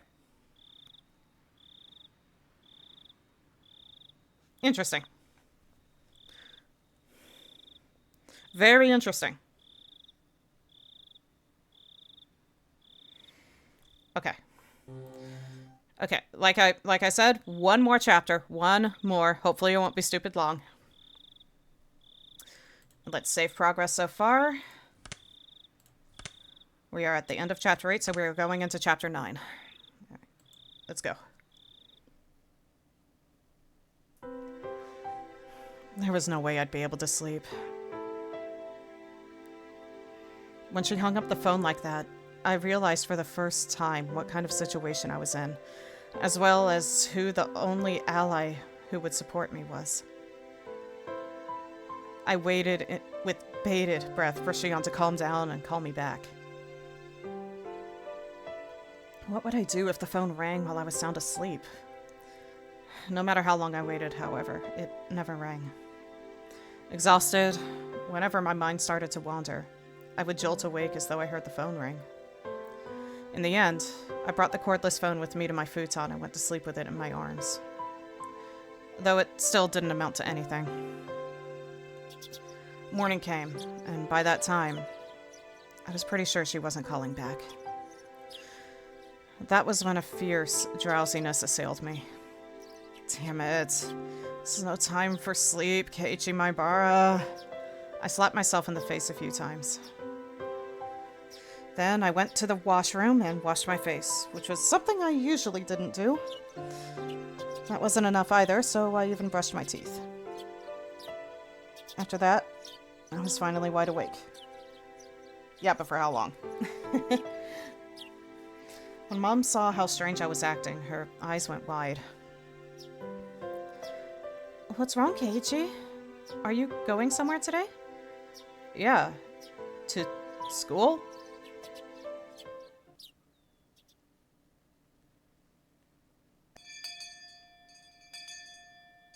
I thought she was gonna be like, didn't you hear? The school has been canceled because the mayor is missing or something like that. Anyway. Keiichi-kun, you don't look so good today. Do you have a cold? I'm not sick. I just didn't get much sleep. If I space out and start talking nonsense, just humor me. I wonder what kind of nonsense you'll say, I wonder. Now I'm looking forward to it. Oh. I felt utterly shattered, and I still hadn't picked myself back up this morning. And for precisely that reason, Rena's honest smile was a sight for sore eyes. Yo. What's up, Kei-chan? Rena? Good morning. What? Mei-chan, you look like you didn't get much sleep either. Mion had gone home early yesterday with a hangover, but she didn't look too good this morning either. Her usual cheerfulness was completely buried in shadow. Yeah. I went to bed at, like, 3. I am a little tired. 3? Right after yesterday? Hey now, you can't keep staying up late. You probably read the first volume of a manga, thought it was interesting, then read the entire series, didn't you? I understand, I've done that before. I joked, trying to shake off my sleepiness. I was trying to be considerate. However, neither Mion nor Rena smiled. In fact, they didn't even pay attention. Rena's expression immediately darkened. What? Wait. Is it about the mayor? He still hasn't been found? Nope. Hey, wait a minute. What are you talking about? You can't find the mayor? Even the classroom, which was normally bursting with bright, joking voices, seemed filled with a different sort of murmur today. Good morning, Keiichi-san. Have you heard? It looks like something terrible has happened. I don't really know this mayor person, but he's an old guy, right? Couldn't he just be wandering around senile? The mayor is certainly not senile. It'd also be very concerning if he was, considering, mayor. He's a sprightly man who can teach both calligraphy and swordsmanship. Swordsmanship. I've forgotten S. He probably got lost somewhere, like me. I lost Rika. I want to take you home with me. Getting lost is only cute because children like Rika-chan can do it. Getting lost is never cute. A worn-out old man getting lost isn't moe in the slightest. While my mind entertained dumb thoughts like that, our teacher arrived. Everyone rushed to their seats.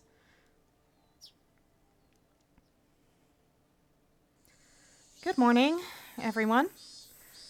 Good morning. The class greeting was normal, but the atmosphere in the room was heavy. Some of you may have already heard, but last night, despite the late hour, the mayor never came home. Is there anyone here who saw the mayor yesterday? One or two hands went up in the silence, and they told her about having seen him. None of it seemed to be vital information, however, and everyone began whispering among themselves. If anyone has seen the mayor, please tell an adult about it, all right? Now then, let's begin class. After that, the same old lessons began.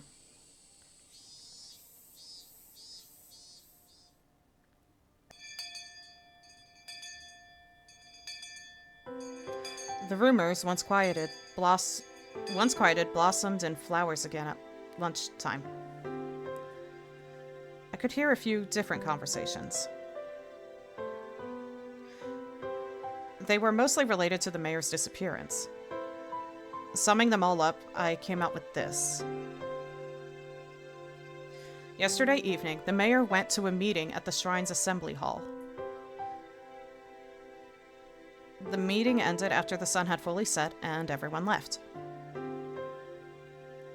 The elder's house was a bit far from the center of Hinamizawa. It was already late, and Hinamizawa doesn't have a lot of lights outside. Nobody saw the mayor after the meeting. However, because he would have been hungry, he wouldn't have taken any side trips. He would have gone straight home. However, no matter how long his family waited, he never returned. Some thought there might have been an accident. They left no stone unturned. They searched from the irrigation channels to the water wells, and even in the rice paddies, but they didn't find him. Of course, there was a limit to how far they could search in the middle of the night. The police were going to wait for daylight, then have the young men of the town help search. If, after all that, they still didn't find him, they were apparently even going to go looking in the mountains. Even now, at this moment, the adults were probably all searching for him. The more they searched in vain, and the more time passed, the only thing that came to mind was the curse. The rumors of Onikakushi, of the demoning away. Had he become this year's sacrifice to Oyashiro-sama's curse, which had recently been occurring every year? That scary possibility, which everybody thought about, but nobody could say aloud. was slowly but surely spreading throughout the village. Was he demoned away and offered as a sacrifice to quell Oyashiro-sama's anger? My classmates were whispering to each other that the curse didn't happen this year, so there shouldn't have been any sacrifices. I, on the other hand, I knew. The curse did happen again this year, and there were 2 people that died. This may sound strange, but I hadn't exactly thought the elder would be the one to go missing. My reason was clear. Shion and I have been a higher priority. Sorry. I spaced out and lost my progress. One sec. The curse did happen again this year, and there were 2 people that died. This may sound strange, but I hadn't exactly thought the elder would be the one to go missing, and my reason was clear. Shion and I should have been a higher priority than him. The 4 of us were thieves that broke the taboo and set foot into the sacred ritual storehouse. Also, not thieves, because you didn't steal anything. At least you didn't. If Tomitake-san and Takano-san had suffered mysterious deaths, then it should have been Mai and Shion's turn next. This time should have been Shion and me, eh? I laughed painfully to myself. Why would you say that out loud? I'd yelled at Shion over the phone that I didn't want to end up in such a terrifying situation, but now that someone other than me had disappeared, I could only think that I should have been the first to go. Onigafuchi, the bottomless swamp, said to have been the place where they drowned sacrifices long ago. Just as it ran through my thoughts, the villagers must have also considered the swamp. Maybe police divers were plumbing its depths even now. They probably wouldn't find anyone. Not a single missing person had ever been found. They'd always suspected Onigafuchi, but not once have they ever turned up a corpse from it. After all, it was a devilish, bottomless swamp from which no one who sinks can ever return. I could hear someone telling their friend that in the classroom. Now that you mention it, Satoshi-san, he left around this time last year, didn't he? Satoshi mentioned. Back to that mystery. Huh? Satoshi. I've heard that name before. He was... Right, he disappeared because of last year's curse. The conversation was happening in the seat next to me, so I could hear it clearly. Didn't we search the whole village like this for Satoshi-san too? We didn't find him either. What did we decide that was? A demoning away, right? Yeah. I heard he withdrew all his savings and ran away from home. Someone from the police said that there was someone who saw him get on the bullet train at Nagoya Station. Ran away, huh? I wasn't that interested in the reason, which seemed understandable in this case. Everyone else who disappeared had their own reasons, too. Either they were still on the run because they were criminals, or they were a corpse that couldn't be found. It's not like any of them suddenly disappeared into thin air for no reason. But they disappeared. Someone disappeared whenever the curse took a life, as if by design. They may have had various understandable reasons, but they still disappeared. From that point of view, it really might have been a demoning away this time. The mayor's disappearance was the first such incident without a clear reason behind it. Of course, coming to that realization didn't help to resolve anything. Hey, Reno, in my face, please. It looks like I messed up the seasoning today. Sorry. Normally, Rena's lunch would have been devoured immediately, but today there was still a ton left. That wasn't because Rena's lunch didn't taste good or anything, though. That isn't the case. Your lunch today is as delicious as always. Satoko dips her chopsticks into Rena's bento box and pulls bits of food out one after the other. Yes, delicious indeed. Today in particular, in fact. Chomp chomp. Nom nom. Huh? You know those are pumpkin croquettes, right? Are you okay? Wait, hold on.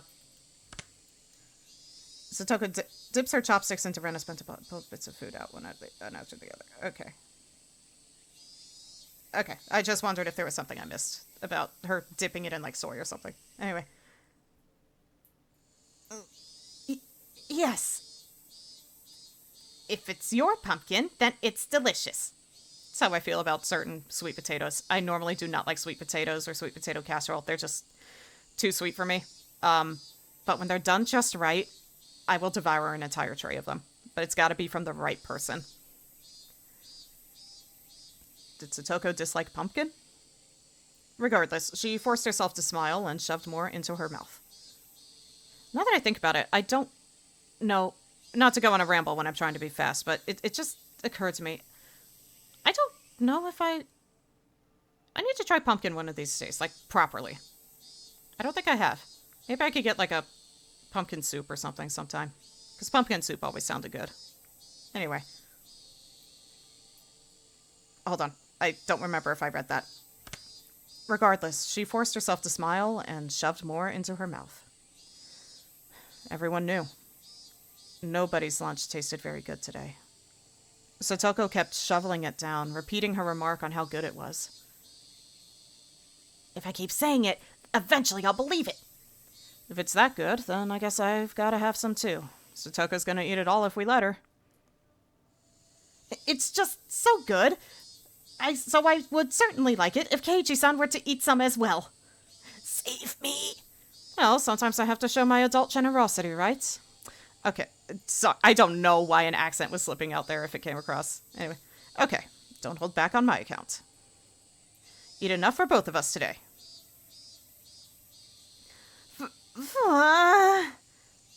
She really, really hated pumpkin, didn't she? It made it all the more touching to see Satoko's own brand of generosity. I grabbed her head and started stroking it. Satoko, in a somewhat exaggerated fashion, was bawling, tears streaming down her face. No way. You'll never grow up if you give away such good food. Rena, you eat too. I only have leftover vegetable stew, but it tastes great after having sat overnight. Yeah. The daikon radish has such a pretty color going through it. It looks delicious. I guess I'll have some then. Rena reached out with her chopsticks, and at last, the usual lunchtime atmosphere began to return. I was only at our desks, however. The dark tales of Oyashiro-sama's curse, which had recurred for 5 years in a row, didn't cease. The whole classroom remained stuck in this somber mood. Oyashiro-sama's curse had happened for 5 years straight. Everyone had wanted the previous year to be the last. What was Oyashiro-sama's curse, anyway? They were going to build a dam in Hinamizawa. The people building it were bad, so they were cursed. I would admit that much. Still, the dam project was frozen years ago, wasn't it? So why was the curse stubbornly persisting? I hit myself on the cheeks to perk myself back up.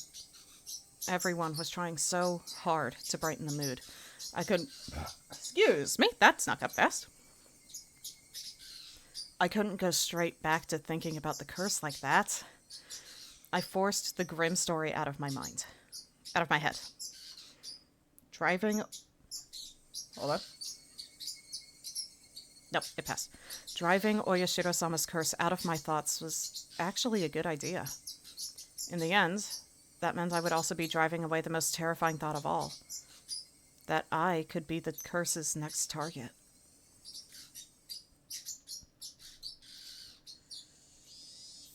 Mion's taking a while, isn't she? How long does it take to wash her hands? Mion had said she was going to wash her hands and left, and she hadn't come back yet.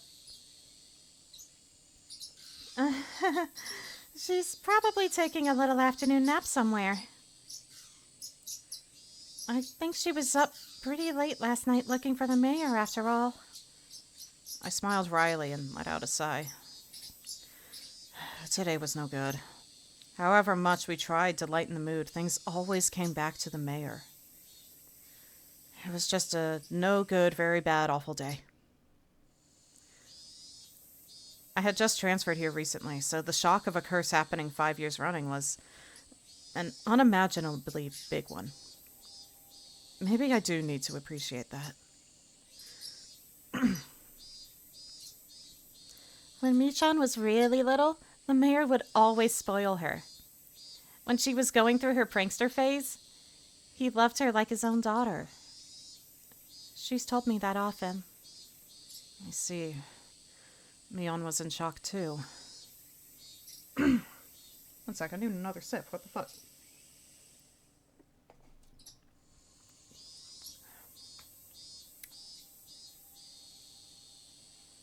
Someone disappearing at all because of a curse was a very scary thing. If the sacrifice was someone you knew, though, then the shock must be 100 times worse. Satoko, as if she'd come to the same conclusion, bit her lower lip and looked downward. Oh, Rika-chan is taking a while, too. Maybe they're taking a nice afternoon nap together? Rika wasn't out that late. As soon as she yawned, everyone gathered around her and started saying, "Good night, good night." Now that she mentioned it, there were a lot of old people rubbing their prayer beads in fervent gratitude towards Rika-chan during the festival, too. An image of the indulgent elderly came to mind. Had Rika-chan discovered a way to get herself to be pampered like that? Is there a reason the old people treat Rika like an idol? Is she their ideal image of a granddaughter or something? I don't know anything about that, but I do want to see Rika-chan yawning. It's probably all like, "Wah. Oh, I want to take her home." I don't personally think it's that cute. It's more of a "Gwah," and she opens her mouth really wide so you can see the back of her throat. Rika-chan's giant yawn. Rena's handy at times like these. I finally managed a heartfelt laugh. Oh, right. I'm on day duty today, aren't I? I need to go water the flower garden. The garden is right outside the teacher's lounge too, so they can immediately tell if you don't do it right. I think Satoko-chan is cute. Not only for Rika-chan. Giant yawn. Can't breathe. I got a glimpse. It was so cute. Satoko-chan is cute too. I'm gonna take you home. Rena was strangling Satoko. I don't think that counts as yawning. You know, Rena is... I can't say it out loud, but she's a notorious... bleep, isn't she? Sweat. Hearing Satoko make a weird noise like a chicken being strangled was kind of hilarious, and I couldn't help but laugh. At some point, the classroom had erupted into laughter too. Maybe Rena was doing it on purpose? Even if she wasn't, this nonsense was a welcome sight. Anyway. Alright, cut the delightful music. Back to serious. Let's get over to the flowers while I still have time. Slowly and quietly, lest I destroy the room's newfound peace, I left the classroom. The watering can was hanging up outside the kitchen. This building had originally been an all-male forestry service building, so there was apparently nothing so thoughtful as a garden here before. When they decided to have a school share the space, they built one here as a modest gesture of appreciation. But, well, the flower bed was a little longer than you'd expect. It went all around.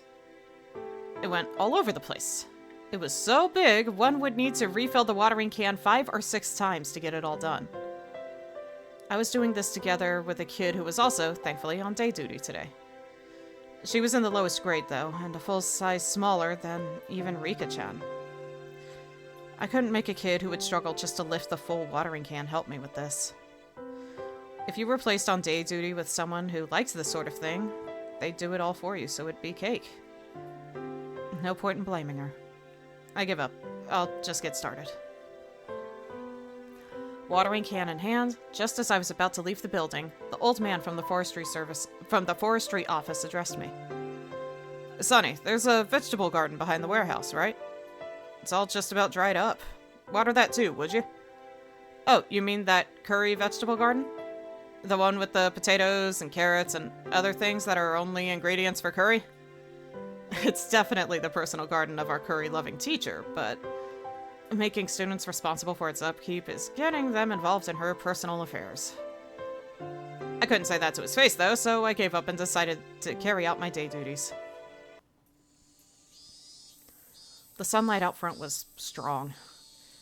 The great chorus of cicadas was strongly underlining how nothing was different today than yesterday. You know, besides a missing mayor. I passed by the classroom, and I don't know how it happened, but Rena and Satoko were in the middle of a huge melee. While I was gone, the kids had arranged all the desks in a circle, forming a ring, while everyone was cheering them on. Yeah, that's how it should be.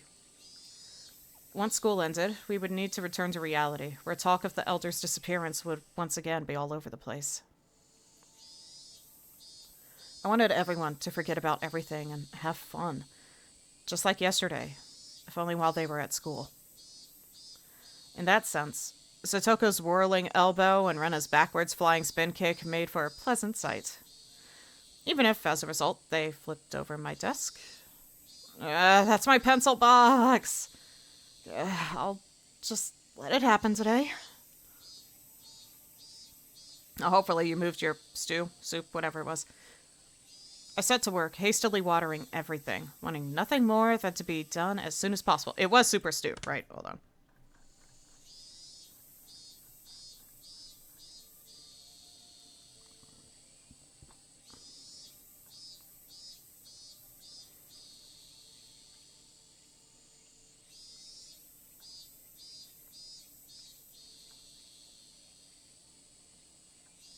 I only have leftable vegetable stew. So yeah, it was a vegetable stew. So yeah, hopefully they moved that, because that would be a mess to clean up.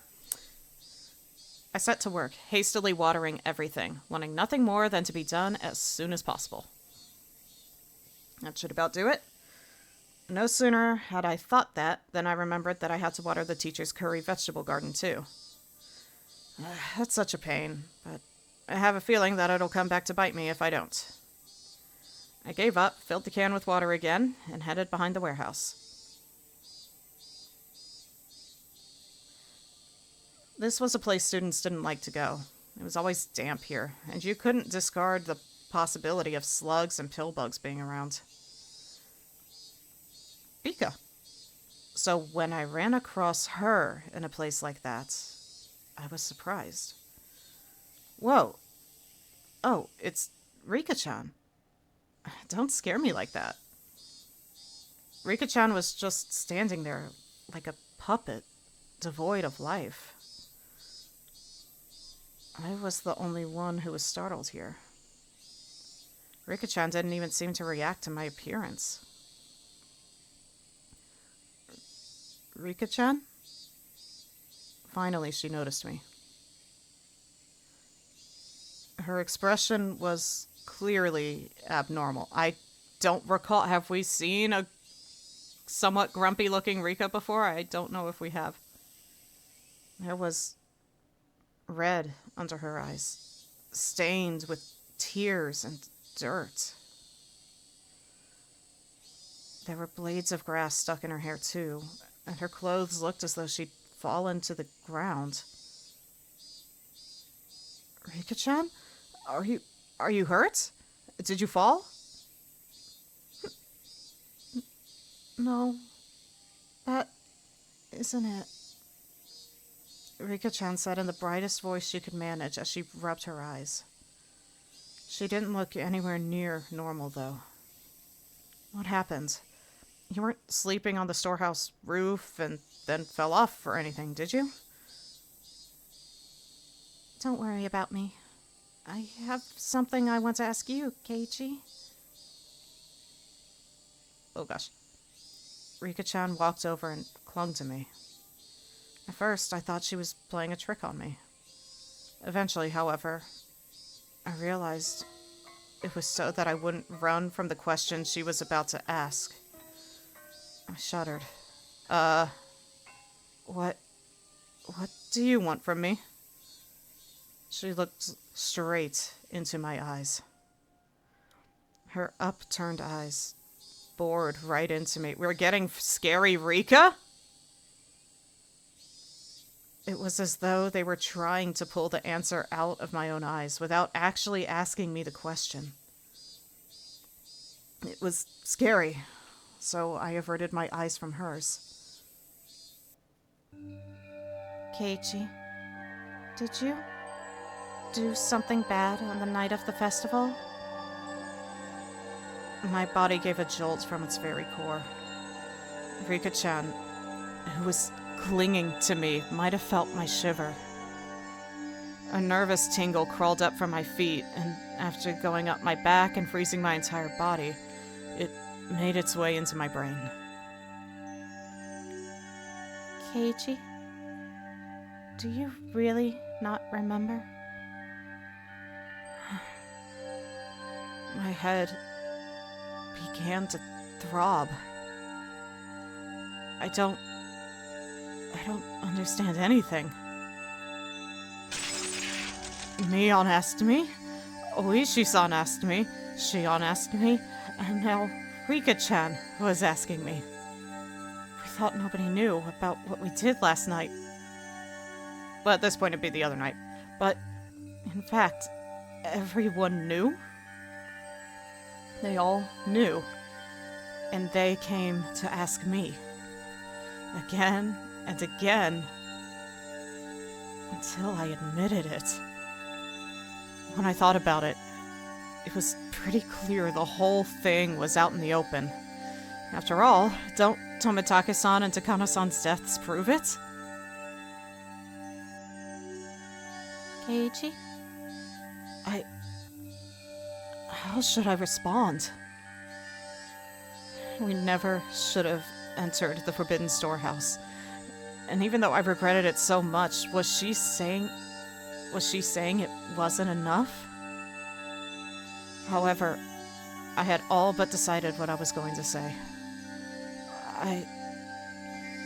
I'm not exactly a good kid, you know? I've done lots of bad things, so I can't remember anything specific. Just as I had with all the others, I evaded the question. Rika-chan stared up at me with innocent eyes. Her eyes were so painful that I had to look away. After a few moments of mutual silence, Rika-chan released me. I'm sorry for asking you something strange. Please forget about it, she said, smiling her usual smile. Then, tap, tap, tap, tap. She went running off, as if nothing had happened. As she retreated in silence, I could feel her accusing me.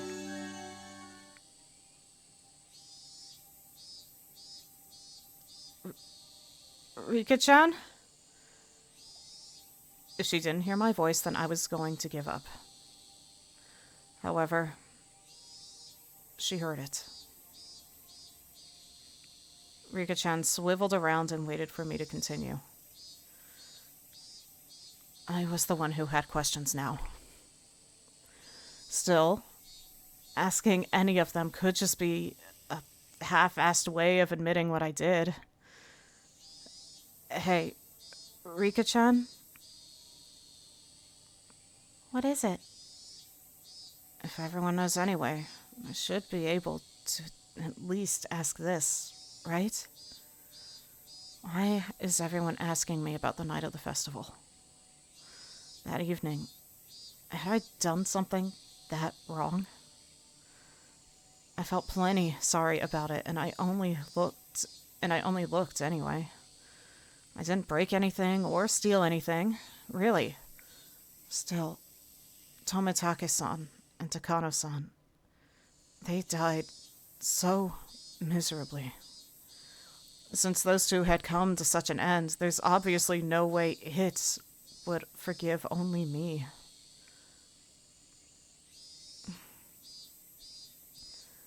Rika-chan cutely tilted her head in confusion and waited for me to say something. If I were to admit what happened that night, though, she might suddenly do a 180 as if flipping a switch. That would make sense. Rika-chan was the Shrine Maiden. She was the least likely to forgive me for breaking the taboo, wasn't she?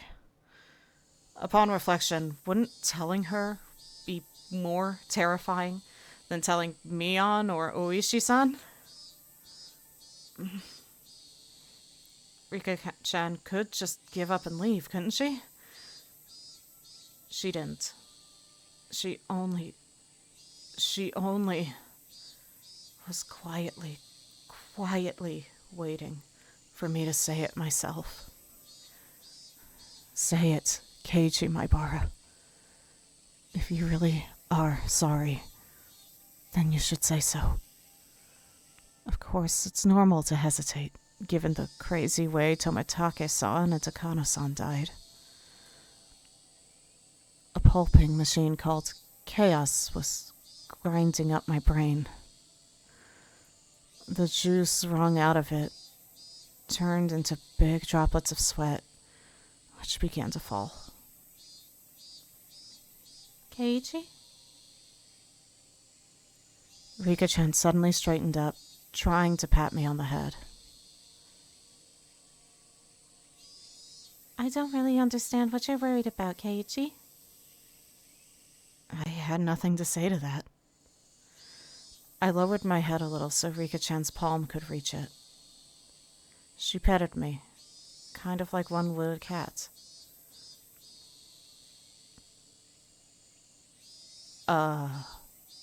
Do you know about the big storehouse a little way behind the shrine grounds? It stores the implements we use for rituals. My breath literally stopped. Rika-chan, though, wasn't acting in a coercive way at all. Apparently, on the night of the festival, a cat snuck into the storehouse. A cat? Yes, a cat. Meow meow. Rika-chan knew. She realized I was in fear. She could tell, I could tell, she was desperately trying to choose the right words so that she wouldn't scare me.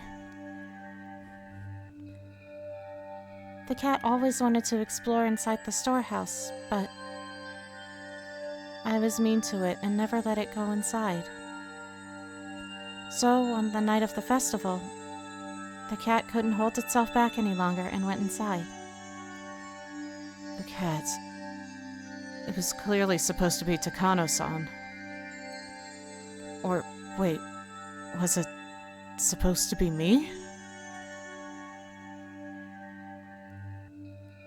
Inside, there were actually lots of things that scared the cat. Rika-chan made a cute gesture like a ghost was coming out to frighten me. The cat was both terrified and amazed. It ran away as fast as it could. Clatter, clatter, shiver, shiver, meow, meow. It was terrible. This cat... Who are you saying it was?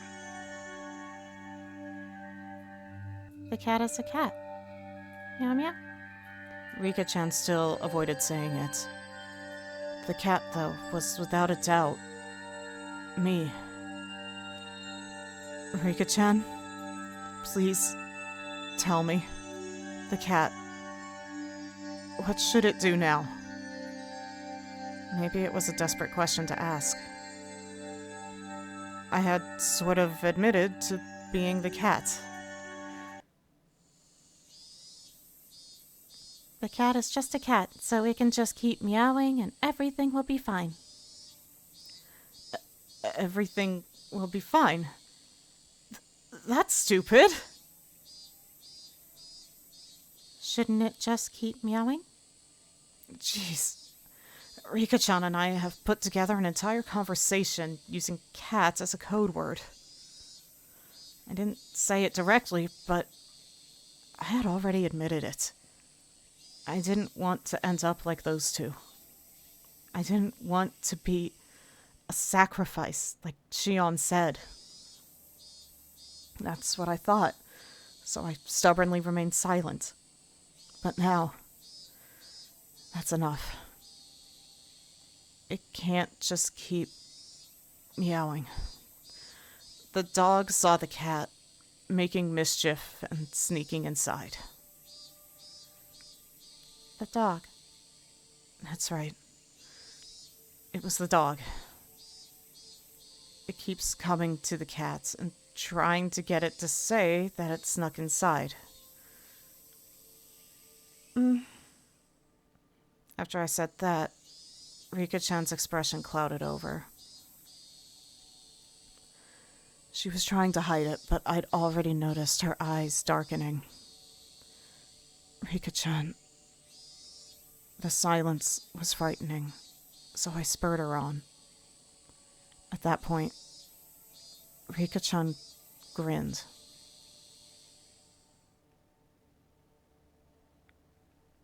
It's all right. I'll protect the cat. Huh?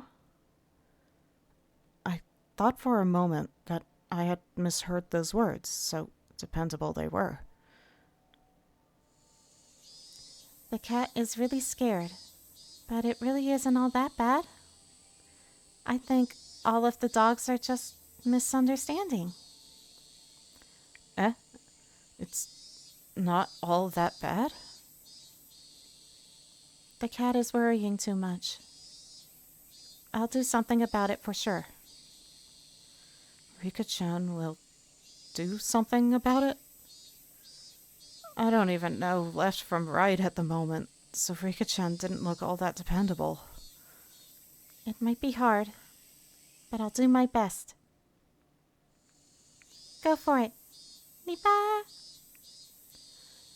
She clenched her fist and stuck it in the air.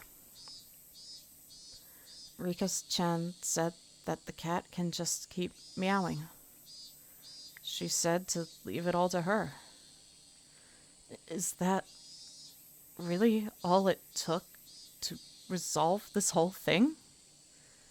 Will you really be all right, Rika-chan? If I don't do my best, then something bad could happen to the dogs, too. I had no idea what Rika-chan was talking about anymore. She had been talking to me under the assumption that I was aware of certain things. So at first, I understood her. Around the middle, though, I stopped understanding anything. However, one thing I did know was to not worry and to leave it to her. Rika-chan straightened up once again, patted me on the head, and smiled. I was so moved by that reassuring feeling that I couldn't help but start to cry. I'm sorry. The cat, it really was just a little bit of mischief. I didn't think any of this would... It's too much of a scaredy cat. That's why it should never have seen the storehouse. She was right. It was far too shocking for someone to see based on a little bit of interest alone. That's why they made it so difficult to look at in the first place, wasn't it? Rika-chan, what will happen to the cats? 2 of the cats that snuck in, well, that night, they... I'd heard Tomitake-san and Takano-san's deaths were being kept a secret. Rika-chan might not have known about it. Okay, we're just giving up on all pretense, and we're just like, all right. Let's cut the crap. Tomitake and Takano?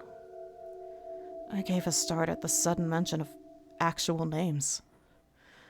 Though it's weird to do that at this point. You should forget about them. My spine froze again. Forget? Yes. It won't do you any good to remember those two, Keiichi.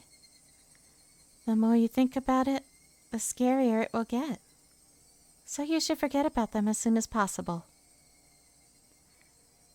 She said something so enormously terrifying without letting the smile on her face waver at all. I don't know where you heard about it from, but you should forget everything. Make your mind as clean as a scrubbed bathtub. Forget? Rika-chan, you know, don't you? You know how those two died? No matter how they died, it has nothing to do with you, Keiichi. Rika declared this in a flat voice. Nothing to do with me. So forget about it. The girl before me, she was innocent and lovable, and even seemed trustworthy. But suddenly she took on another dimension. Don't get involved with their deaths. I'll help you, Keiichi. Those two contradictory statements twisted and distorted my image of the girl in front of me. What about Shion? What'll happen to her? It might have been dangerous to mention Shion's name, but I couldn't stop myself from asking. Rika-chan saw through everything anyway. There was no way I was going to fool her or keep anything from her at this point. The younger of the sister cats? Nya? Yeah, the little sister cat. Rika-chan appeared to think upon this for a moment. It was hard for me to endure this momentary silence. The big sister cat is angry. The little sister cat did something bad, so she's really mad. The big sister cat. That could only mean Mion. I recall being questioned by her yesterday. Keiichi, the big sister cat is not in a good mood at all. I think we should leave her alone for a while. Not in a good mood. Those words sent a shiver through me. Mion was mad. She was mad that we entered the ritual storehouse. Let's stop having club from now on. That's a pretty serious claim. Huh? Why? I think we should leave her alone. Rika-chan ended her sentence with such force that I couldn't say anything in response. I wondered. Okay, I'll say. I wondered because when we first encountered Rika, she had, like, mud, and she had dirt on her face, and her eyes were red like she was crying or something, and she had grass on her. Like, it was apparent she had fallen. What if she didn't fall of her own accord? And I was like, well, we also haven't seen Mion. Mion and Rika both taking a while. What if Mion had a discussion with Rika that ended with her shoving Rika to the ground or something?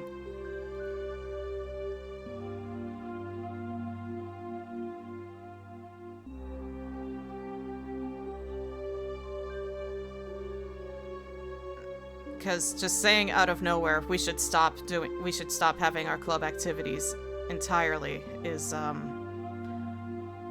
pretty serious. Alright. Hey, Keiichi Maibara, don't disobey Rika-chan right now. She's the only one who said she'll help me right now. I'll leave things to her, just as she said to. I mean, she even said that the cat should just keep meowing. I'll forget everything, like she said. I'll leave everything to her. I'll forget everything about Takano-san and Tomatake-san and what I did that night.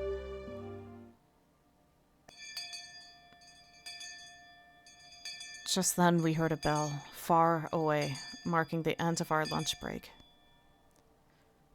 I guess we should go back to class. Keiichi. As if she had noticed how miserable I was, about to leave everything to her and flee the scene, Rika-chan called out to stop me. If the misunderstanding dog comes to try and bite the cat, please tell me, okay? The misunderstanding dog. She put it in such a cute-sounding way, but the true meaning behind those words was an eerie one. Who is the misunderstanding dog? Yeah, just to make sure we're on the same page right now. The dog that bit the mayor. Oh. I don't know why it did that.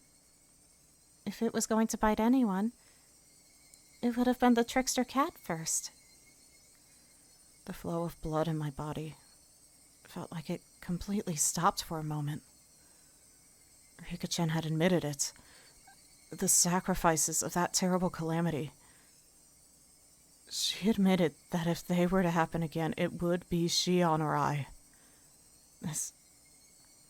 I didn't know what was true about the girl standing before me.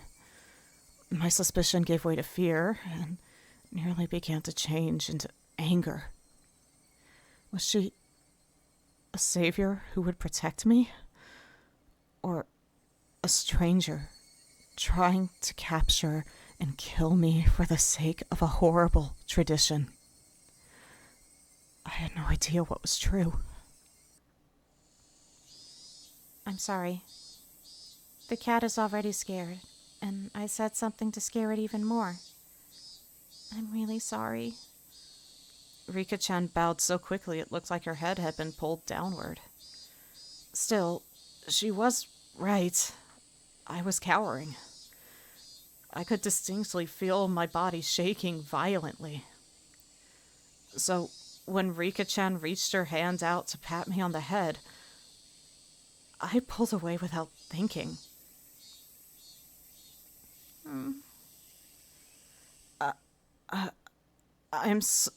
Rika-chan made a very sad face, but I just couldn't bring myself to put out my head for her again.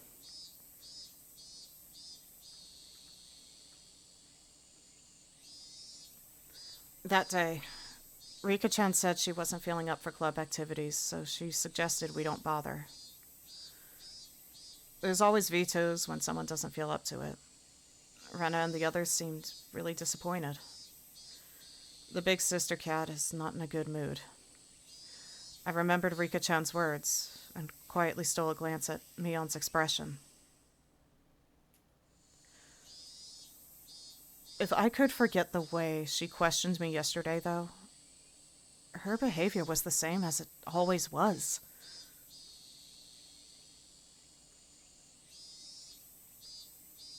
Putting up a good front, maybe? But we got creepy Rika this time. Interesting.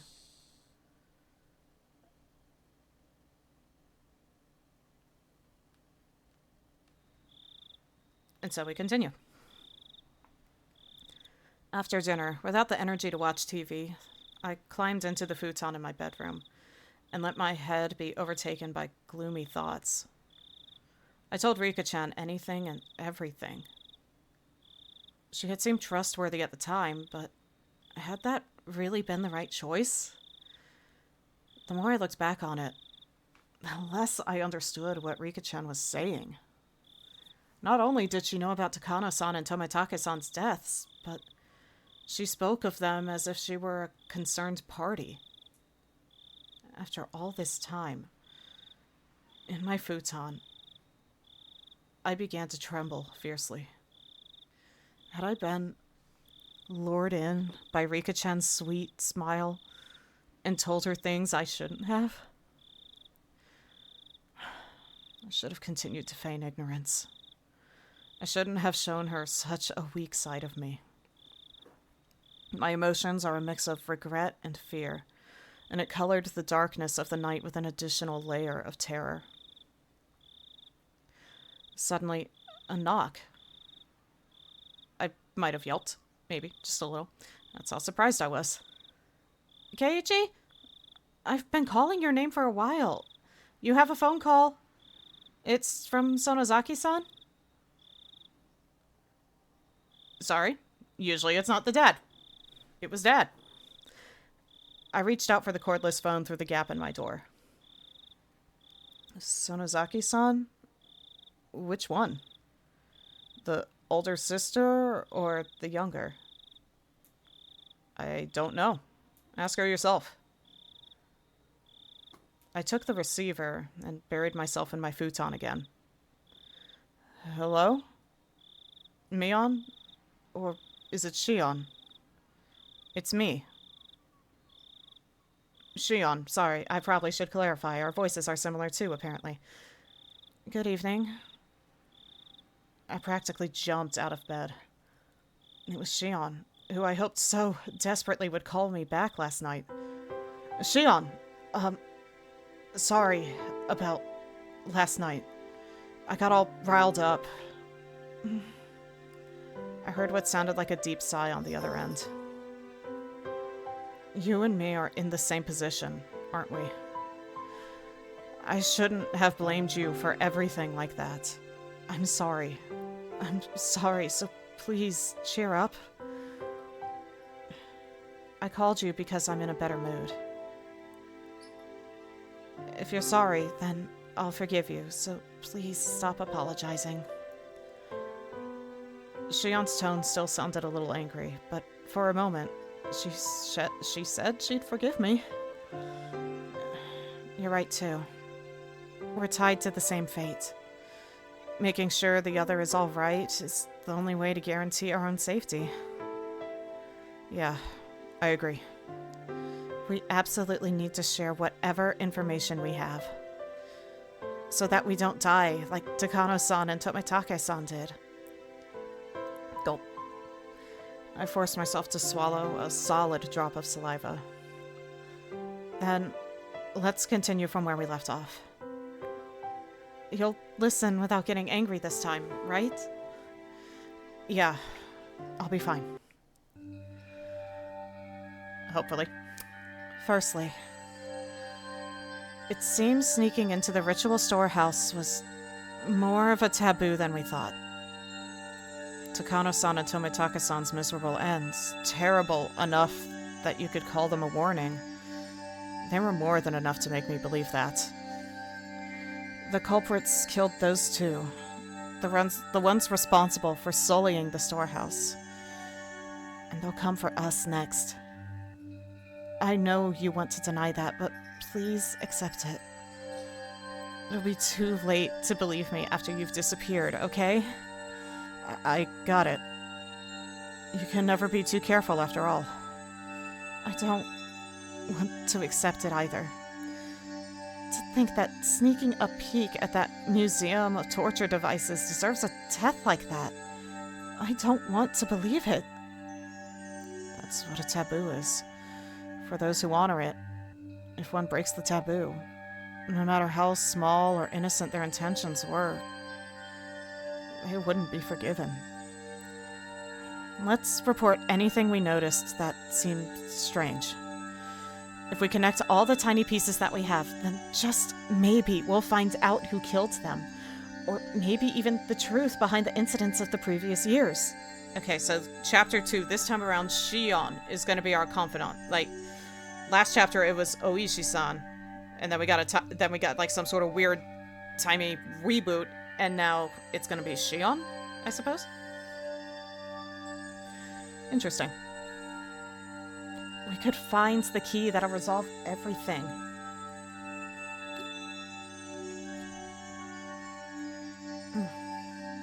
Sorry, thought I felt something in my throat there. Had to get a drink. Need another one. It's stubborn.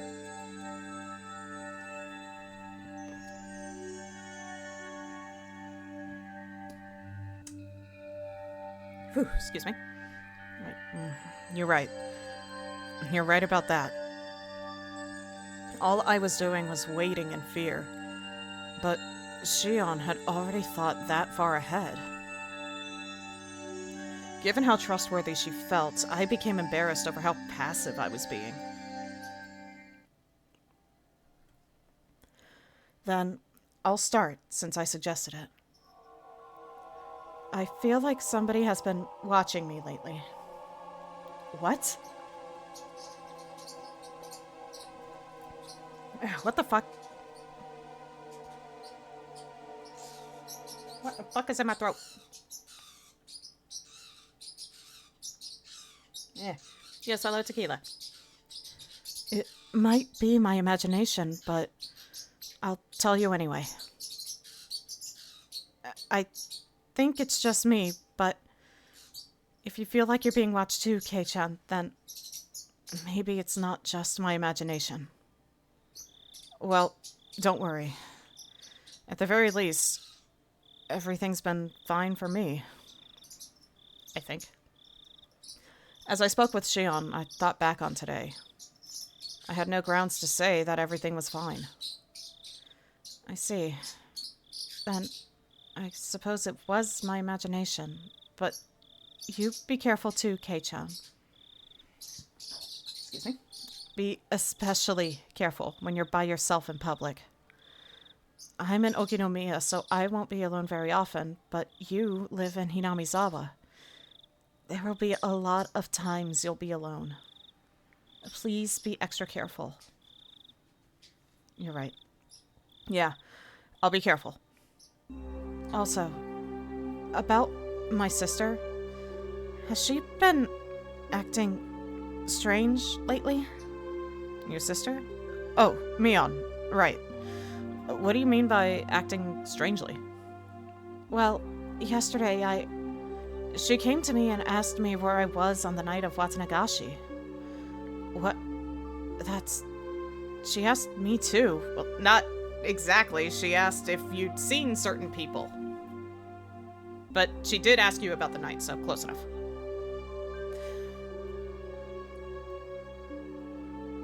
The day before yesterday, I think, Mion asked me. I see. I told her I wasn't there. What did you say? I did the same thing.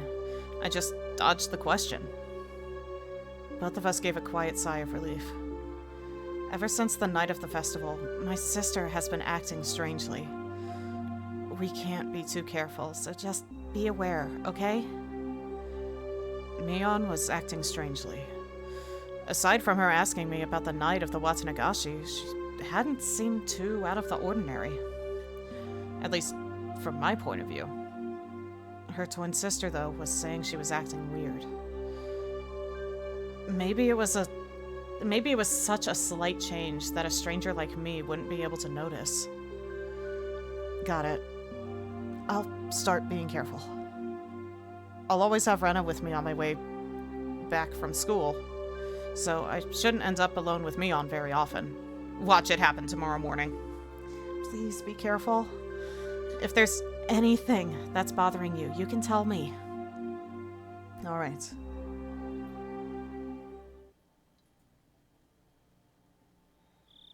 Okay, then is there anything else you want to tell me, Kei-chan? My turn. That's right. Maybe I should report on Oishi-san asking me the same questions at the library. Oh, that time you were too slow to escape? Yeah. Oishi-san asked me pretty forcefully whether I was with Takano-san and Tomitake-san that night and whether I had seen you. Oishi-san seemed to have seen the four of us together. From the police's point of view, that would make us the last people who had seen them. I suppose, given that, it's only natural that they'd be interested in us. I evaded the questions then, too, but that might have just made them more interested. There was no way I could have tricked that sly old fox Oishi-san. My troubled countenance would have only made him even more certain. Hey, Shion, since they're the police, shouldn't we just tell them? I mean, considering our situation, I think having them on our side would be a good thing. Shion didn't answer right away. For a few moments, all I could hear was her breathing as she thought about it.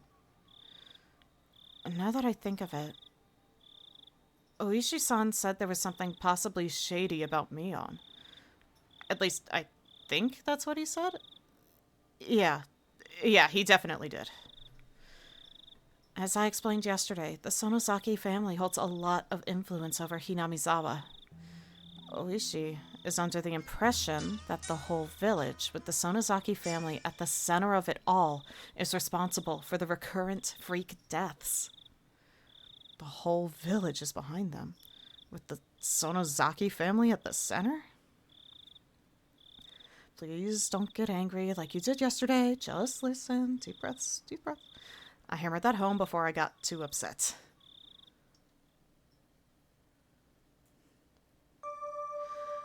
During the Hinamizawa Dam Wars, the priest who everyone was anticipating to lead the anti-dam movement acted as though he were unrelated, so the Sonozaki main house rose up to take charge. My sister told you about all the battles that happened, right? Yeah, all of Hinamizawa got together and fought as one. They held protests, brought it to court, and even appeared on TV. In reality, there were many things that happened that were far more extreme. Under the surface, the Sonozaki main house was doing all sorts of illegal things to oppose it. They were acting illegally? For example, they would sneak into the construction site in the middle of the night and steal equipment, or break it, or put sugar cubes in the gasoline tanks of the construction vehicles. Sugar in their gasoline tanks? Why would they? You don't know? It's practically the representative guerrilla tactic. It was used by underground organizations in France in World War II for once. For one, when you put sugar in, the engine gets burned out and breaks down. That's pretty bad, though, isn't it? It was destruction of property and nothing less. When they beefed up the guard at the construction facility, the family turned to attacking important construction personnel who worked there. The government officials who had given permission for the construction, for example, received all kinds of threats. And not just people from the prefectural office either. Apparently this reached as far as the Ministry of Construction. As far as I've heard, they even kidnapped a child once. Kidnapped? Yes. The child of an important person in the Ministry of Construction who was in charge of the Hinamizawa Dam got spirited away. Then one day, all of a sudden, he was rescued in the Takatsudo Mountains, which are upstream from Hinamizawa. Apparently, there were never any criminal accusations, but people whispered that it had been a threat to stop the dam construction from happening. Besides that, there were stories about so many different threats that I couldn't possibly list them all.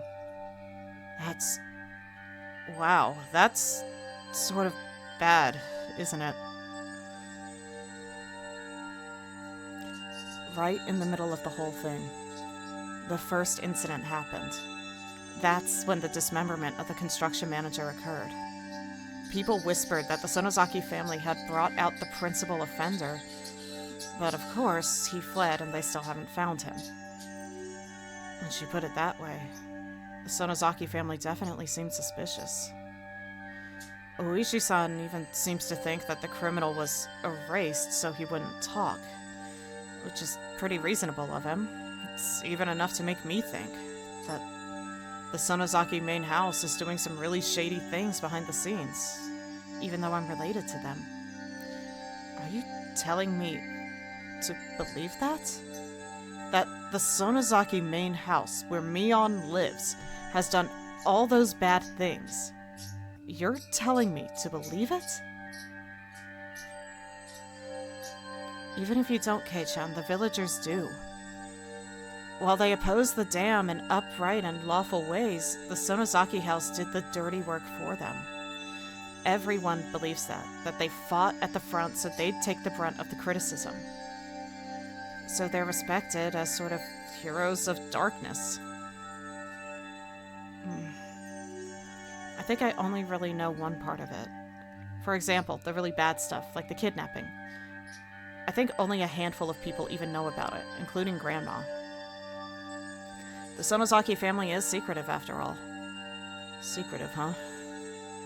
A family so unforthcoming that even Shion, who is related to them, doesn't know everything about them.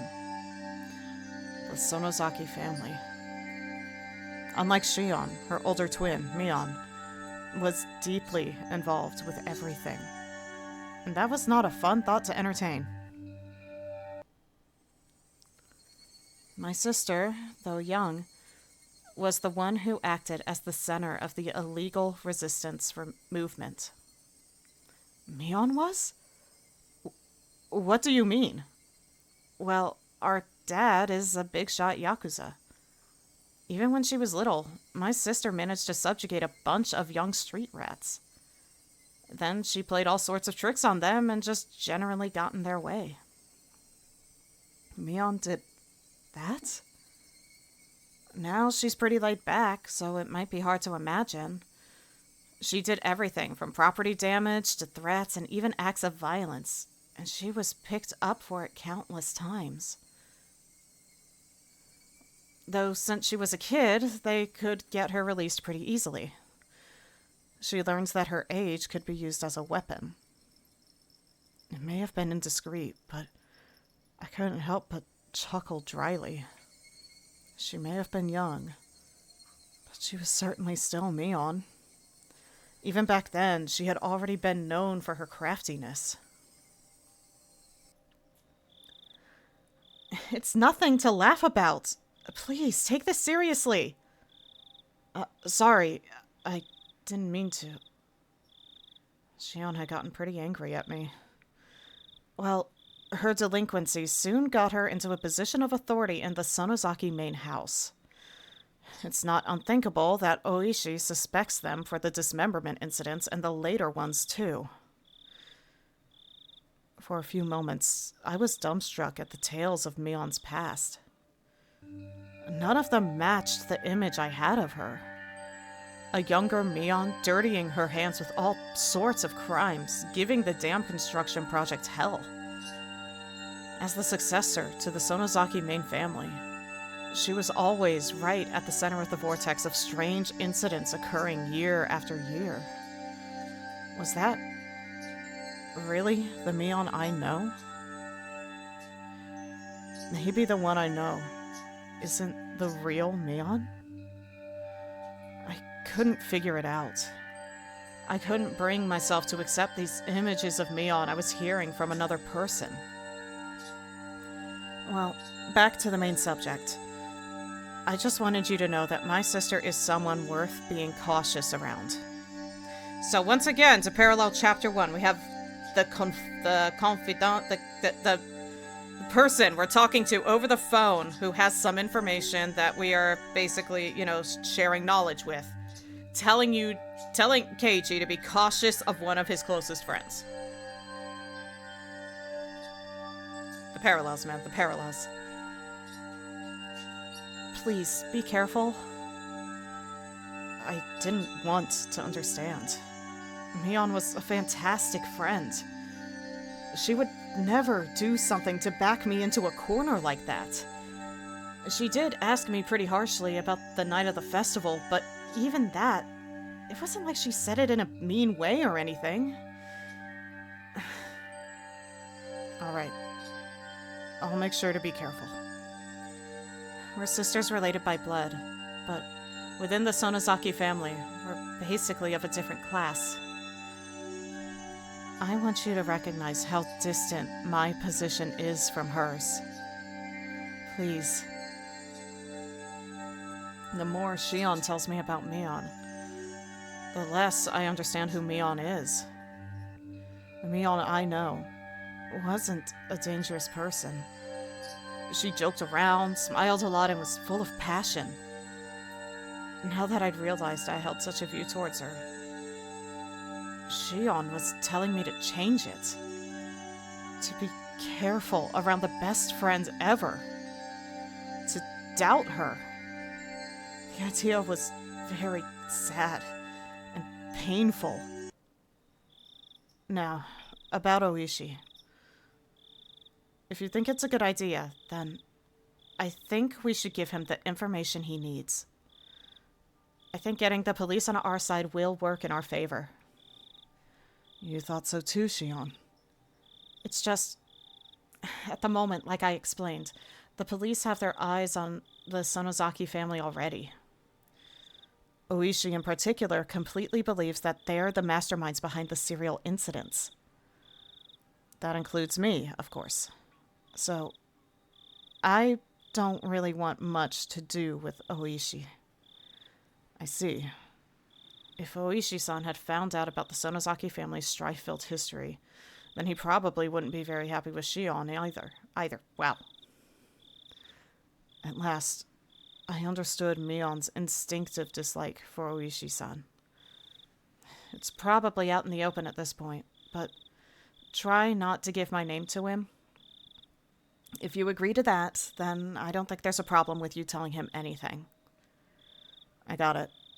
I won't mention your name. The police's investigative ability should be quite a reliable weapon for us right now. If Oishi tells you anything interesting, then let me know as well. Yeah, of course. We'll share information and investigate together. Who killed Takano-san and Tomitake-san? Who was after us? Until we know, we need to defend ourselves. Anything else? Besides what Oishi told you, I mean? If anything has happened, no matter how minor, please, tell me. I remember Oishi asking us the same thing before. Aside from my discussion with Oishi-san? Rika. Oh. Should I tell her that I revealed everything to Rika-chan? Rika-chan was acting like she knew something I didn't. She told me to leave it to her, but what? Ah, that's right. When I was talking to her, she mentioned Shion's name too. Was that a mistake? I mentioned Shion's name too. Was that a mistake? I felt like Shion would get angry. Nothing else? Kei-chan? I had remained quiet for a little while, so Shion encouraged me to speak, unable to bear the silence. As I struggled with what to say, Shion addressed me instead. It doesn't sound like it, so can I ask you something? I just heard this myself. Is it true that Old Man Kimiyoshi went missing? Old Man Kimiyoshi? My gut told me that was the name of the mayor. You mean the mayor? Wait, Shion, you haven't heard? I don't know anything. I just overheard my dad talking about it on the phone again. I realized I shouldn't have said that. Here in Hinamizawa, the things that happened around this time when Oyashiro-sama's curse would recur, all would be covered up. Yeah. Actually, last night after a meeting, he didn't come home, so all of Hinamizawa was confused. They searched all through the village, but if they found him, then I haven't heard. The police should be searching for him as well. Why didn't you tell me something that important right away? She shouted angrily at me, bringing all her emotion to bear. Sorry, I thought you already knew. I didn't want to hide it or anything. The receiver was silent. Did Shion get mad again and hang up? Hey, Shion? Hello? Kei-chan, What should I do? Shion's tiny, confused voice sounded like it belonged to a different person than the one yelling a few seconds ago. What's wrong? Tell me. We're not keeping secrets from each other, right? Shion hesitated for a long while, but then she confessed. I'm sorry. Well, I didn't mean to hide it. It was just that, well, the conversation got turned around and we're on the same side, right? I won't get mad, so tell me, honestly. Shion still hesitated for a few moments. Then, in a resigned voice, she continued. Old man Kimiyoshi, I told him everything. Shion seemed to think I would yell at her right after she said that, so I heard her catching her breath. Contrary to what she thought, I was a little relieved. Shion had done the same thing I had when I confessed everything to Rika-chan. So, in as gentle a voice as I could, so as to not set her off, I responded. Old man Kimiyoshi. He's someone you feel comfortable confiding to, Shion? Yes, he would. When I was little, he was really nice to me. Shion felt the same pain as the rest of us from the mayor's disappearance. She had felt a kind of strength. She had a different kind of strength from Mion. And as she continued, her voice sounded truly sad and pained. All I did was play tricks on him, but he would always just smile. He listened to anything I had to say. He was such a kind person. Calm down, Shion. It's not like he's dead, right? Don't lose heart so easily. Shion didn't answer. Even as I said it myself, I didn't think we'd ever find the missing mayor again. We probably wouldn't even figure out if he was alive or dead. Shion must have been thinking the same thing. That night, I told the mayor that we snuck into the ritual storehouse. Also that someone saw us and was out to get us. Does the mayor know how absurdly Takano-san and Tomitake-san died? Yes, he knew about it. I told him that they died by Oyashiro-sama's curse, and that I could be made a sacrifice to calm his anger. I just said it straight out. Right. What then? Old man Kimiyoshi didn't get angry. He smiled, then told me that if I was properly sorry about it, there was no way I'd be demoned away. He was really smiling, and he told me to leave it to him. Until Shion stopped sobbing, I was unable to find any words for her. I couldn't imagine what kind of person the mayor was, nor what Shion's relationship with him was like. Words of comfort, however, mean so much to us when we're about to be crushed by anxiety. Today, Rika-chan taught me that too. If someone who gave me such a sense of security were to disappear, then I could guess what kind of shock Shion was in.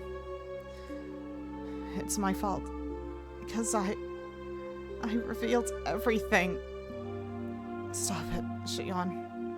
It's not your fault. No, it is my fault. I told him everything. Old man Kimiyoshi found out about everything. So, he has to have been killed. It was right after I told him, after all. He disappeared the same night that I confessed, and he told me everything was going to be alright. He found out, so he became involved. Oh god, Rika. I should have never told him. All of this should have just been our fault, only the four of us. It wasn't something I should have told to someone else. He got killed because I told him. He got killed because he knew.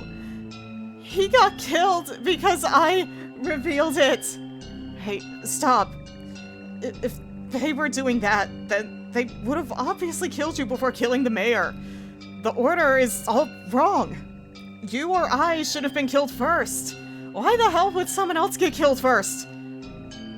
No, it's an order. They must be planning to kill us last of all. What? They're not killing the first people who come to mind.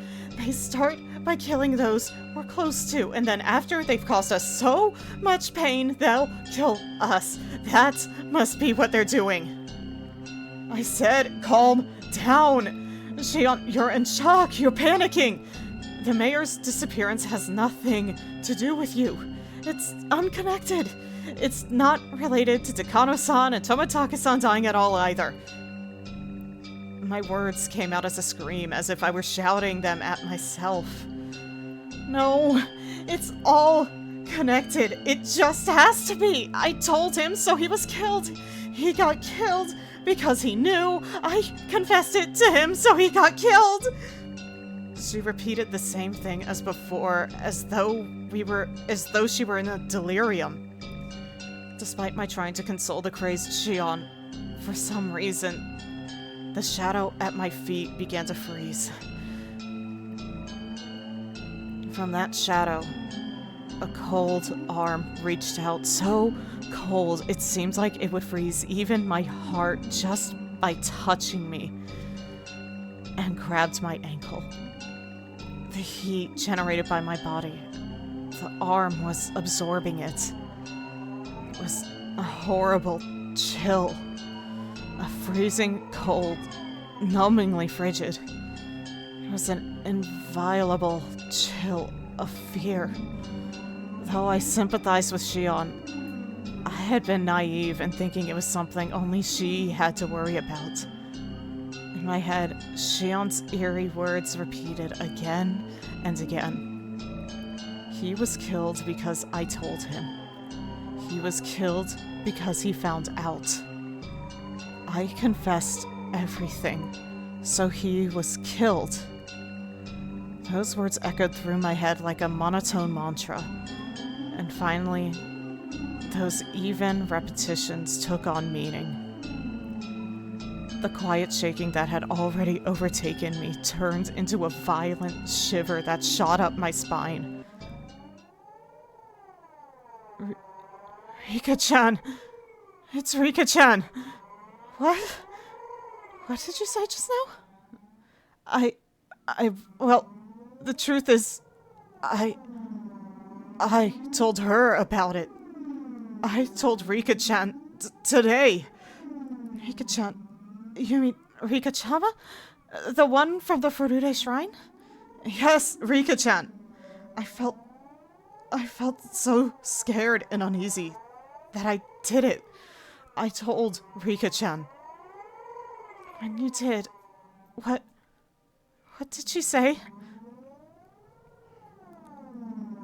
The cat is worrying too much. I'll do something about it for sure. That's what Rika-chan said. And then she smiled. She smiled just like the missing mayor had when he encouraged Shion. I'm sorry, Shion. I'm worried about Rika-chan. Right. If you're that concerned, then don't worry about me. Please, go find out whether she's safe. Yeah, I'll do that. I'll call you again tomorrow at the same time. When I do, you'll know I'm still alright. I got it. I'll be waiting. Okay, bye. Sorry, I'm hanging up. I put down the receiver without waiting for Shion to say goodbye. The danger to Shion and myself was secondary at this point. My sixth sense was blaring alarms in my head. I don't like this feeling. It's really bad. It's definitely... Sorry, excuse me. Bad time for a yawn. Jesus. It's definitely bad. Damn it. Please be safe. Rika-chan. I swear to God, if the chapter ends there. It's probably gonna end there. First we were worried about Satoko, now we gotta worry about Rika, though there's more solid evidence that Rika's in danger, because coincidence, the parallels mean shit here, okay? So the parallel between Rika and the mayor, yep, more scrapbook. So yeah, the parallels matter, so the fact that there's a parallel between the mayor and Rika is not good, oh god. They had me worried with Satoko, and then they were like, no, she's fine. See, she's fine. Lower your guard a bit. And now Rika. Alright, let's look at some tips. Jesus fucking Christ. From the scrapbook number 8, we only got 1 this time instead of 2. Okay. Alright, Takano, what did you jot down? Assuming this is your scrapbook. I'm pretty damn sure it is. The 3 families in modern times. As previously described, the 3 families council today is a mere shell of democracy. In reality, it is a dictatorship run by the Sonozaki family. Both the Kimiyoshi and Furude families are far from their former glory, and it doesn't seem at all like they've maintained the ancient traditions. Only the Sonozaki family has retained their glory from the past and has inherited many colorful traditions from the age known as Onagafuji village. Interesting. Even the most recent verifiable example of Watanagashi that occurred at the end of the Meiji era seems to have been done under the orders of the Sonozaki family. Refer to the 3 families' genealogical tree from the late Meiji. After the start of the Meiji era, the Sonozaki family wanted to push the development of Hinamizawa village, so they took a strong role in leadership. During the Dam Wars a few years ago, the Kimiyoshi family served as the chair of the opposition alliance, but this was in name only. In actuality, the Sonozaki family reigned as leader behind the scenes. People whisper that perhaps the Kimiyoshi family dictated acts of opposition that could be publicized, and the Sonozaki family enacted those which could not. Even in Hinamizawa, they whisper that the multitude of unsettling incidents reported during the dam protests, such as the kidnapping of the famous head of the Ministry of Construction's son, had been carried out by the Sonozakis. Additionally, they say that perhaps the Sonozaki family's secret maneuvering was responsible for the serial freak death incidents that have continuously occurred in recent years as well.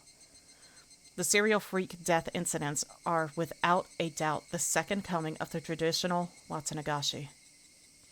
They must be enacting the Watanagashi on the day of the original Watanagashi, which has fallen to the level of an ordinary village festival, in order to remind the villagers of the holy laws of Onagafuji village. It's safe to assert that exploring the Sonozaki family is the fastest route for researching it today. If I can expose the contents of the Furude Shrine storehouse, I'd like to narrow my research target to the Sonozaki family next. The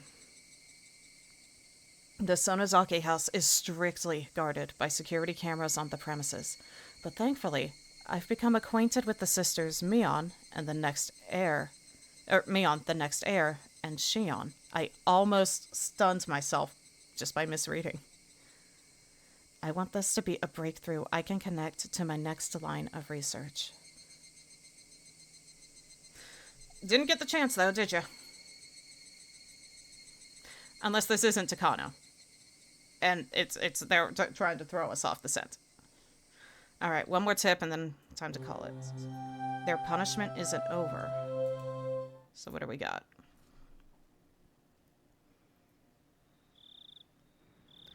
No, don't worry about it. You see, when you order the Odin here, for some reason, it ends up on the annual invoice for our gas contracts.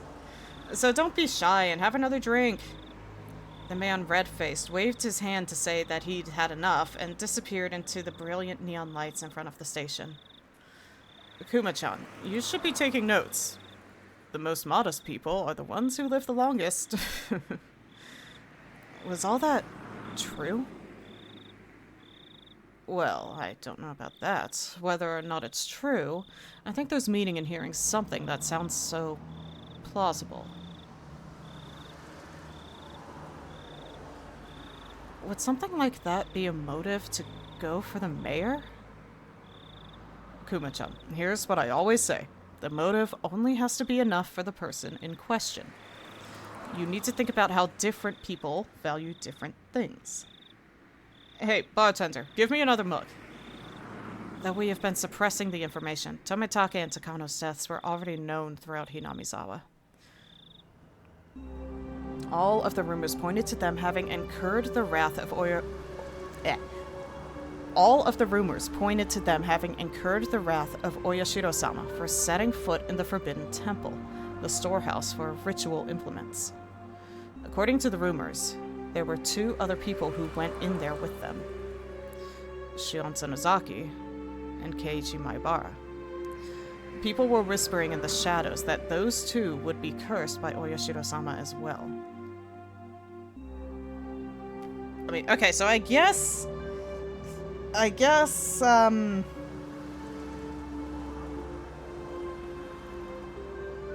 he did technically step foot in there. Tomitake, I guess he did technically step foot in there to check on us. He was mainly outside most of the time, though. But I guess just stepping foot is enough in this case. Alright. Apparently, however, the responsibility didn't fall solely on the 4 trespassers' shoulders. Until last year, it was locked up tight, but this year, it had been changed to a simpler lock. Hadn't that been what allowed thieves to enter so easily? Those were the rumors going around. Yeah, why did they change it to a simpler lock is the other question. Have you ever seen it, Kuma-chan? I remember it well. I had to go there for something quite a while back. Sorry, I don't really remember. It was locked up so tight, it was scary. There were these real heavy bars holding it shut. It was sealed up as good as a bank vault. This year, it was a very simple and cheap padlock. The lone girl protecting the shrine, Rika Furude, disliked the heavy locks and consulted with the mayor. What? Who had replaced it with a simpler padlock. Rika what? So then, the mayor and Rika Furude share the crime? So then, after the mayor, wouldn't Rika Furude be in danger next? There's a decent possibility. Kuma-chan, I want you to contact all the cars we have in Hinamizawa. Tell them to stick near the Furude shrine. Got it.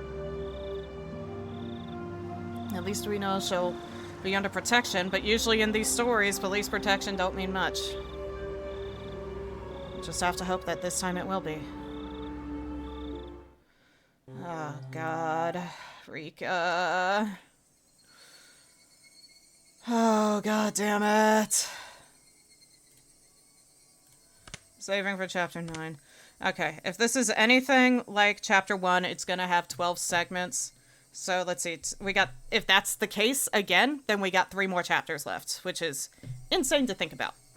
I know I'm gonna be focusing on Zenless for a while after this, because of the,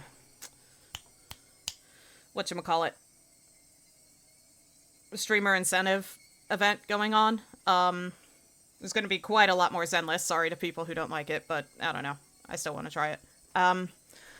But I will see if I can sneak in Higurashi here and there every so often. Like, if I have a longer stream day, maybe open with a chapter of Higurashi and then get to Zenless, because it is based on how much I stream Zenless, so and how many people view it, so fingers crossed on that. But unfortunately, if I didn't have somewhere to go, I would continue, but I got somewhere to go. People are waiting on me, so I gotta go ahead and end stream and head on out. And I hate to do that because, god damn, I am seriously, after every time we pass the Watanagashi, as soon as the festival's like, as soon as it's festival time and as soon as it's done, it's like, and now the vice grip. I wonder if they're going to do that with every chapter. If they're going to, like the chapter, like the mega chapters, like how this is chapter 2. I wonder if they're going to do that with every chapter, the same formula of, okay, and then here's everyday life, and then here's chaos. Like, is it going to really repeat like that? Or at some point, is it just going to open with the festival and just be chaos all the way throughout? Or, I don't know. I don't know. I guess it depends. Like, I guess this time around they also had to they had to introduce Shion, so they needed the time to do that. I don't recall seeing any other major characters, like, in, like, whenever I can think of, like, the, like, the, splash art for the anime or whatever. I can't think of... Actually, no, there's probably one. Maybe. But other than that, I really cannot think of much else exposition for them to have to lay out with, like, the everyday life chapter. So we'll have to see how that goes. Seriously, it's always this part that seems to hold me in a vice grip. All right. But that's enough of that. So